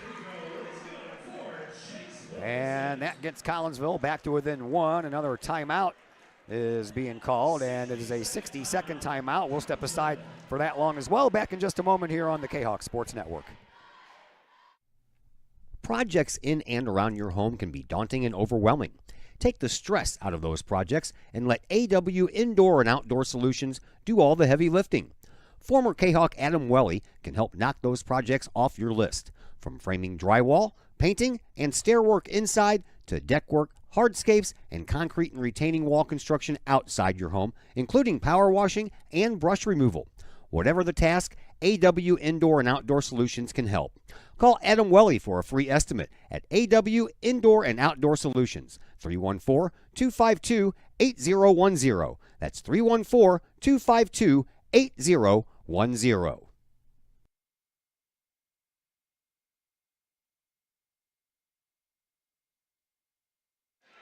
Back here at Virgil Fletcher Gymnasium, Todd Duke, Dr. Chris McCluskey with you.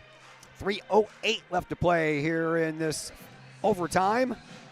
56-55 in favor of Herrin. And it'll be Herrin's basketball. They will inbound. And bring it up court. Here is Falconberry. Falconberry gives it up to Lukens. Lukens makes his way toward the timeline. Under 3 minutes to go here in this fourth quarter. And gives it up now for Billingsley. Billingsley skirts the perimeter, being watched by Evan Wilkinson. Gets the ball over to Cox. Cox on the right wing. Now to Lukens in front of his bench. He tries to get around Coates, but a little pick over there by Cox prevented Coates from following the ball carrier. And now back outside the perimeter it goes. Here is Estes. He's out there with 4 fouls. Now so is Lukens. Lukens brings the ball up to the top of the key. Kicks it back outside. Billingsley for 3, and that one rattles out. Won't go in, but rebound once again belongs to Herrin. Man, good defensive set by Collinsville. They give up another offensive board. Coates gets beat. Once you're beat, there's no reason to ride him with your body. Now don't go throw your hands up about it. Coates with his 4th foul. And free throw time for Lukens.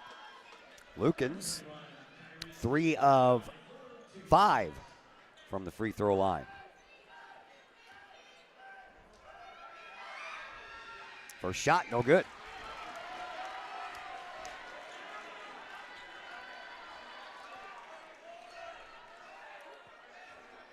So Lukens up there trying to give his team now a 2-point lead. Next shot on the way, and that one is good.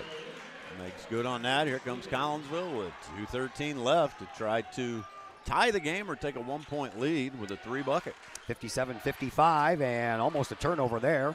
Coates gets it and back outside we go, and here is Chase Reynolds. Reynolds to Jace Wilkinson. Slipped as he got away traveled. with it. Yeah, Travel, sure did. I think.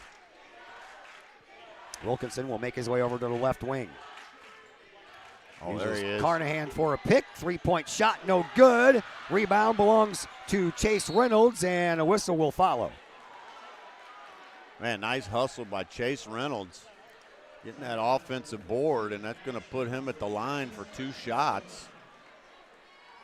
Maddox Billingsley with his 1st foul. And that'll put Chase Reynolds at the free throw line for the first time tonight. Chase has no points here tonight. Let's change that. Chase was 5 of 9 last year from the free throw line. How in the world has Billingsley played this entire game full of fouls? It just now picked up his first. That's amazing. Oh, man, got to have these.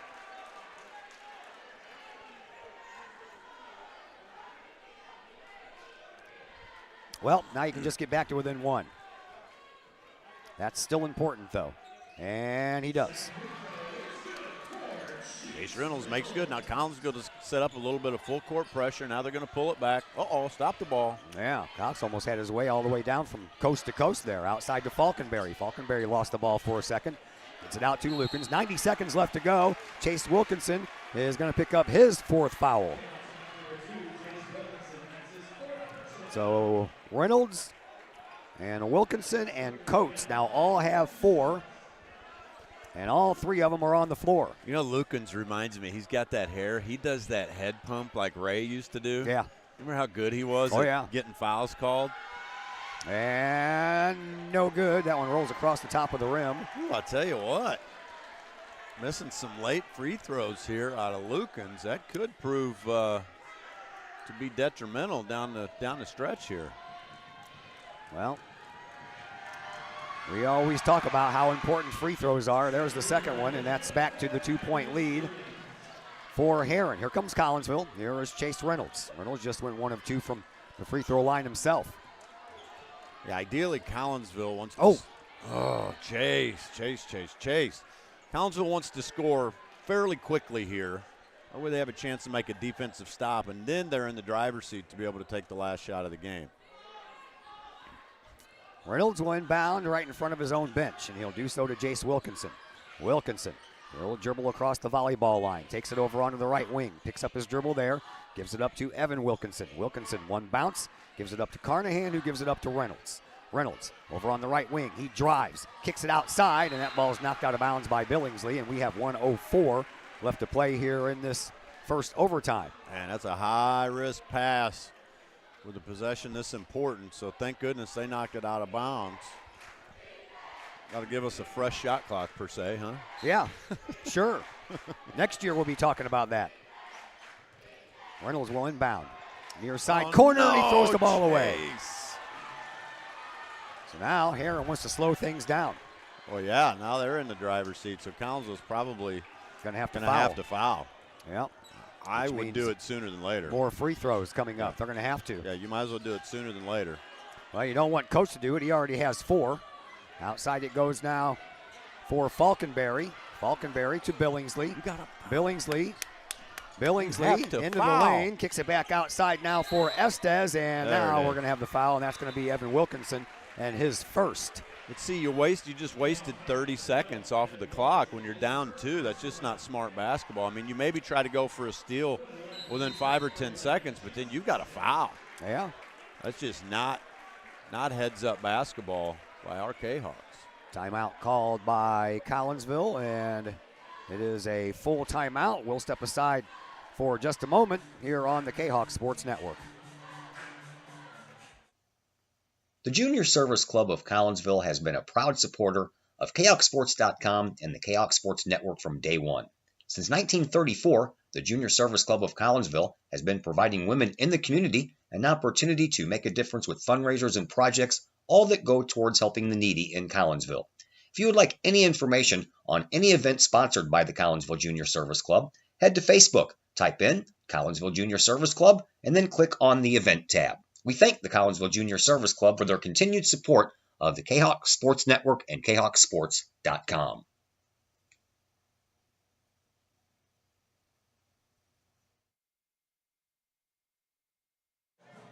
Back here at Virgil Fletcher Gymnasium, Todd Duke, Dr. Chris McCluskey back with you. 35.2 seconds left to play here in this overtime period. And it's a 2-point advantage for Herrin, and Herrin is going to the free throw line. More specifically, it is Chance Estes. Estes had a couple of early 3-pointers in this game and has not had anything since. No, well, he's got a chance to extend this to a 2-possession game for Collinsville. Sure does. All depends on this first try here. Estes misses. Well, it will not be a 2-possession game. Now it will be a 1-possession game. Still Collinsville, no matter what happens, we need to get the ball, score quick, and then foul. There's the one that they needed to make it a 3-point game. So now you got to go. You just need to go attack the bucket and then foul. Yep. And here comes Coates. This is exactly what Coates is going to do. And very Coates nice, very nice. Uses the fingertip roll. Did he get fouled? I believe yes, he did. Yes, sir. He did. Very nice execution out of Collinsville. That does it for Chance Estes. He's out of the game. It's like checking into the game will be number 0, Carter McCree, 6-foot senior.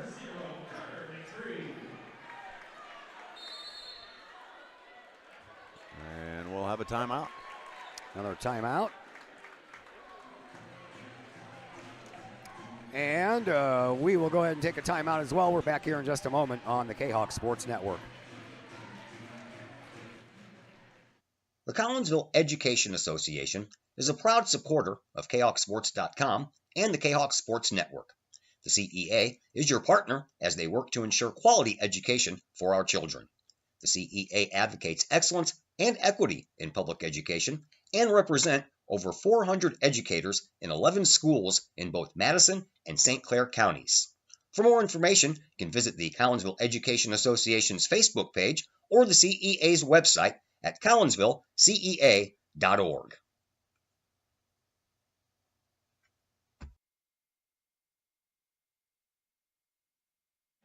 Back here at Virgil Fletcher Gymnasium, Todd Duke, Dr. Chris McCluskey with you. And we're not done yet, kids. Donovan Coates with a big 2-point bucket there, and he picked up the bruise along the way. Estes has fouled out of this game, and Coates has a chance to tie it up once again from the free throw line with 26.4 seconds to go. Sure does. How about a made free throw and then a defensive steal? Yeah, there you go. Put the ball in the bucket, go home a winner. Either that or you do one of those where you miss it on purpose, get the rebound, put it back up and in, and you got a 1-point lead. That's asking a lot, though. Oh, boy. Too many variables there. Coach Darren Lee might have a coronary if we tried something like that. So Coates is 3 of 4 from the free throw line tonight. And this is the most important one so far. Coates takes a big, deep breath. Takes the shot. Good, we're tied. Ice in his veins. Senior Donovan Coates ties the game with just over 20 seconds left. Here comes Herrin. Here is Billingsley. Billingsley at midcourt. Skirts across the volleyball line. 15 seconds left. Billingsley and his Herrin Tigers want to play for the winner. Here is Lukens. Lukens in front of the scorer's table. Dribbles, drives, pulls up. He's fouled, though. No shot. That's not good. That's, I think. That's not good at all. Going to go against Chase Reynolds. That's so now Reynolds is fouled out. That's the last thing you want to do. Chase tried to swat the ball from behind. He said Darren Lee's like, you couldn't call the one at the end of the fourth quarter. You're going to call that? You're going to bail them out on that? It is a terrible call.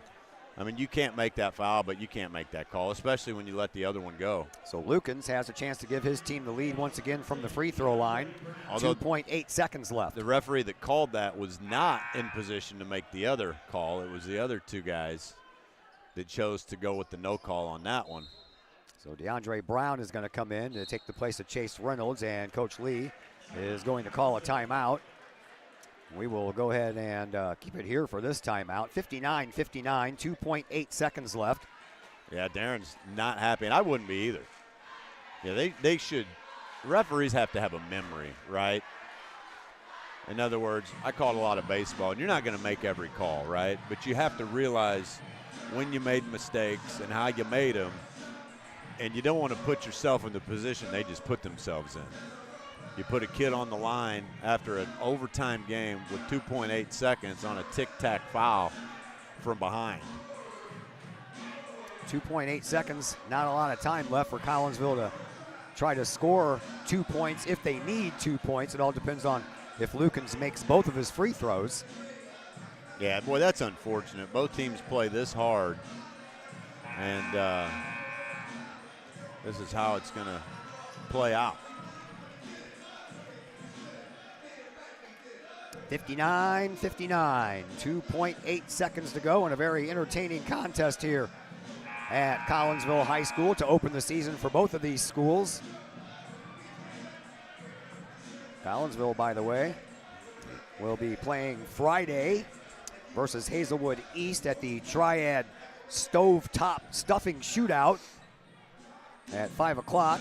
And then Herrin, they'll be off until Monday when they go back home for their home opener against Sessler Valier. So here is Lukens at the free throw line. He went 3 of 4 in the first half, but here in the second half, he has made 2 of 5. Lukens makes it. What a deal. What a deal. So Lukens looking to make this next one, and Collinsville will have to drive the court to try and tie it up with a 2-point shot of their own, and he makes both. And here comes Brown. Brown throws the ball up. Coates at the buzzer. Oh! Misses the three-pointer from an off-distance, off-balance shot, and Herrin wins this one here tonight by a final score of 61 to 59.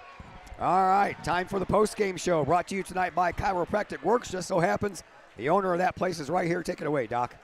Yeah, Chiropractic Works, located on the Beltline in Collinsville. Our mission is to help as many people live as high a quality of life for as long as possible without the use of drugs and surgery. You can find us at www.chiropracticworkscollinsville.com or at 618-343-3602. Give us a call for a complimentary consultation or a new patient exam. All right, Doc, thank you very much. We'll see you down the road. All right, that is Dr. Chris McCluskey, and time now for the Chiropractic Works post-game show coming your way next on the Kahok Sports Network. I'd like to introduce you to some incredible new technology we have available here at Chiropractic Works. The machine is known as an Invisired lipolaser machine. The Invisired machine emits a red light and red laser that combine in unison to go through the skin layers into the adipose or fat tissue and cause the cells to go ahead and metabolize themselves. The Invisired technology is the only machine that's FDA approved for fat loss, stimulates collagen and elastin, improves the function of the lymphatic system, boosts metabolism, and increases metabolic response. Typical response after the very first treatment is 1/2 to 2 inches of loss in body measurement. So if you think that this technology could help you accomplish any weight loss or aesthetic goals, we would be glad to have you come in for a consultation, get a first treatment, and experience the amazing benefits that Invisired offers.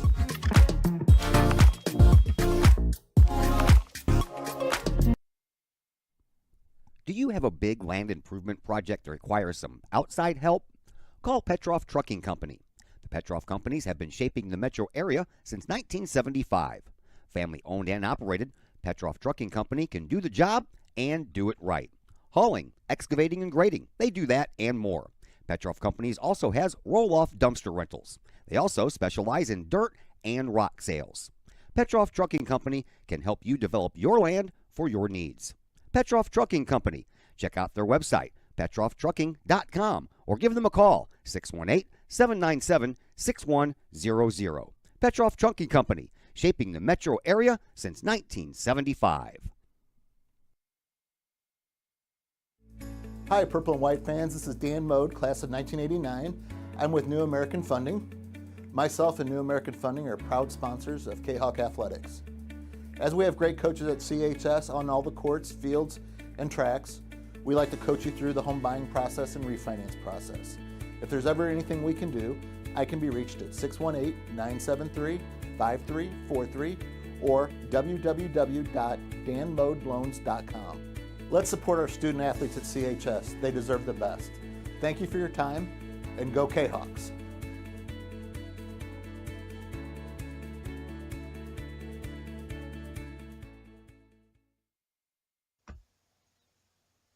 Pack Mail of Collinsville, locally owned and operated by Ryan Combs. Pack Mail can ship anything, anywhere. They treat you like a neighbor because, well, you are a neighbor.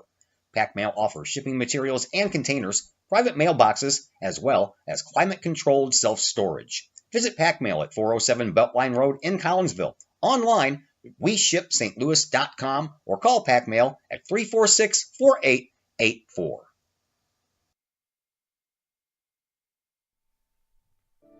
The Collinsville Daily News, the new online source for everything newsworthy in and around Collinsville. This news source is designed to be the heartbeat of the Collinsville community and is owned and operated by members that live in this area. The Collinsville Daily News generates their revenue with local support from the community in which they serve and from advertising. They do not charge to read their content, so you'll never run into one of those annoying paywalls.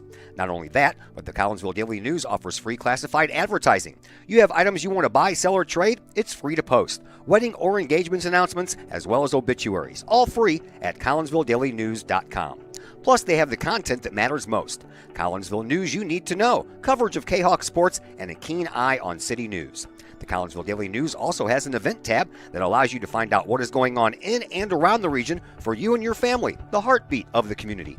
helping readers make sense of an increasingly chaotic world. Check them out at CollinsvilleDailyNews.com, on social media sites Facebook and Instagram.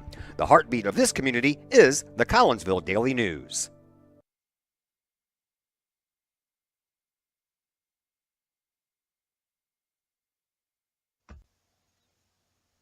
Pack Mail of Collinsville, locally owned and operated by Ryan Combs. Pack Mail can ship anything, anywhere.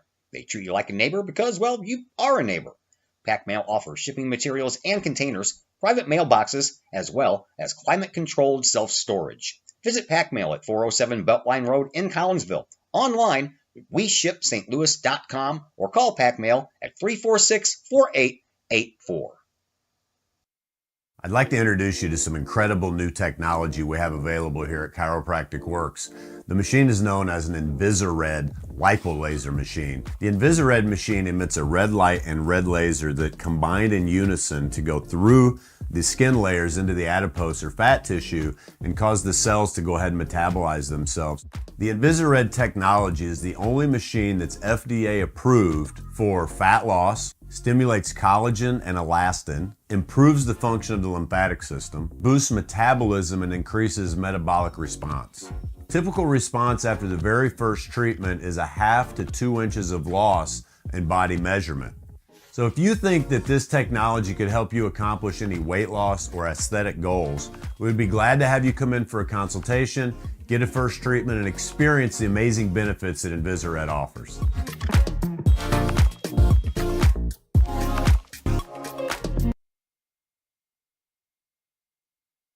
And we welcome you back into the Chiropractic Works post-game show here tonight. Collinsville loses their season opener in tough fashion, 61-59 in overtime. And joining us now is Collinsville's assistant varsity coach, Eric Anderson. And I was talking to Clay Smith earlier today. He said, you got the crud too. He said, you sound pretty much like me. Yeah, just had a little cold, you know, and kind of congested, a little cough at that's times. all it is. I have never felt bad. Right. It's just the nose-throat thing. Yeah, that's the big thing is I'm losing my voice. Man, me too, and that's not good for me because, you know, I do this for a living. And I do that for a living. I saw you down there yelling during the JV game, and I was like, I was surprised you could do that. Yeah, I found a little bit in me, but yeah, not much. All right, let's start with your JV guys. You guys win 62-36. You guys were down 8-3 earlier in that game, but just like in the years past, it seems like you guys play better in the second half than you do in the first half on the JV side. Yeah, we started the game out. We weren't pressuring like we wanted to, and once we started doing that, it really hurt Herrin running offense, and that's when we found success and started getting our run-out layups. That helped our offense.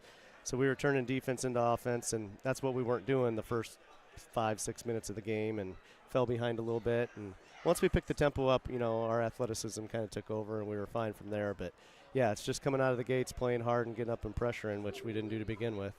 You got Kamari Mays and William Moulton. That is royalty there in Kahok land. As Mays is the younger brother of Rayshawn Taylor, and William Moulton, obviously Aaron Moulton's little brother, and both of them ended up playing big for you because both of them hit double digits. Yeah, they scored the ball well tonight. Moulton can really shoot it, and Kamari did a nice job getting to the basket, and he hit some threes as well. So we probably took too many threes in the JV game. You know, we talked about playing a little more inside out, getting some post touches in there. Jordan Taylor did a nice job. He's just all over the boards. He's like a pogo stick out there, and you know, he alters and blocks a lot of shots. And you know, I like to get him some more touches because he's very unselfish. He'll kick it out if he's not open, and those guys that have even better looks. You know, sometimes we force it a little too early in the offense, so that's something we're going to work on. But overall, I was pretty pleased. You know, we did run offense, and we didn't turn the ball over left and right. So in a JV game, that's a success for the first game. Yeah. All right, let's move over to the varsity side. Tough loss for the varsity team, 61-59. What a game by two people, one for both team. Kyrese Lucan's number 21 for them. He was phenomenal to watch. Yeah, and he hurt us last year. He had the bulk of their points last year. We won pretty easily, but he had 21 of their 30-something they had last year, and we knew he was going to be a load. And they had a couple other kids that were tough and some role players that hurt us at times. And, yeah, there's a lot of moments in this game where we just had silly fouls, hand checks, that led to them getting to the line earlier in the quarter, and, you know, and us being a little handcuffed on what we could do defensively. A lot of rebounds that we didn't get that they ended up scoring on, just loose balls, 50-50 balls we just couldn't come up with. And, you know, over the course of the game, when it's this close, you know, you lose by a couple points, and all those seem pretty big. Yeah, he had 23 points, but Donovan Coates for your team had 24. What a game by Donovan, especially the second half. Yeah, he finally got a little rhythm. And credit to Herrin, they did some things and they played physical, took us out of some of our sets we wanted to run, just being physical and bumping us and bullying us a little bit. We're trying to cut, and they're clogging up our offense. And they did some things pretty well. We had some chances to score, some putbacks, some different opportunities. We just couldn't put the ball in the hole tonight. And I'm give them credit, but we also, I think we can play a lot better. Yeah. On both ends of the floor. Three-point shooting was hard to come by in the first half, man. You guys went 1 for 9, ended up 7 of 18 from beyond the three-point stripe, but that first half was a little bit of a struggle. Yeah, and like anybody, any team, if they're not making shots, it certainly hurts your offense. If we make a few early, it could be a lot different, and we dictate how we do things. But, yeah, we fell behind. We had to get up and try to pressure. We started fouling a little bit. We had some guys getting some foul trouble, so then they felt like we had to either take them out or, they had to change their aggressiveness, dial it back a little bit. So all those things come into play. I think we can get a lot better. Losing our 3 seniors that we had last year that scored all the points for it, yeah, the bulk of our points, Weisinger, Horace, and Chambers, we're trying to find out, our identity, find our roles. And, Donovan kind of had a great game tonight. Jace Wilkinson, I thought, played really well, took shots within his offense. And, we'll get better. We just got to get clicking on all cylinders. We definitely could shoot better out of the gates. That would help. All right, we'll have fun in Triad at Triad High School on Friday against the one of the teams from Hazelwood out there. Mm-hmm. And have yourself a very happy Thanksgiving. Before you get out of here, though, before you leave, let me know the final tally on Mays and Moulton so I can add it to my story when I type it up. Yeah, I will do. All right, Todd, thanks, thank Coach. you. All right, happy Thanksgiving. Appreciate you. That is assistant coach Eric Anderson, and we thank him for his visit here on the Kahok Sports Network. And the final tallies that we have for you, Donovan Coates ended up being the leading scorer in this one with 24 for Collinsville, and the other double-digit scorers for the Kahawks, Jace Wilkinson had 15, while Stanley Carnahan had 10. We told you about Kyrese Lukens. He had 23 for Herrin, while Maddox Billingsley had 17. The rebound battle was won by Herrin. It was close, though, 21-20. Collinsville turned the ball over 10 times, and Herrin turned the ball over 13 times from the lines. Collinsville went 7 of 18 from the three-point stripe, while Herrin went 8 of 14. And from the free throw stripe, Kahawks went 15 of 22, and 13 of 18 was what Herrin had for the night. All right, a big thank you to Coach Lee joining us on the pregame show, and another big thank you to Eric Anderson joining us on the postgame show, and as always, a big thank you to Dr. Chris McCluskey joining us on the other microphone. We're back at you on Monday. Got a little bowling action coming from Camelot Bowl. We'll cover the boys for you as they take on Belleville East. That'll be Monday afternoon at 3 o'clock. Until then, everyone, have yourselves a fantastic and happy Thanksgiving. We'll talk to you next week.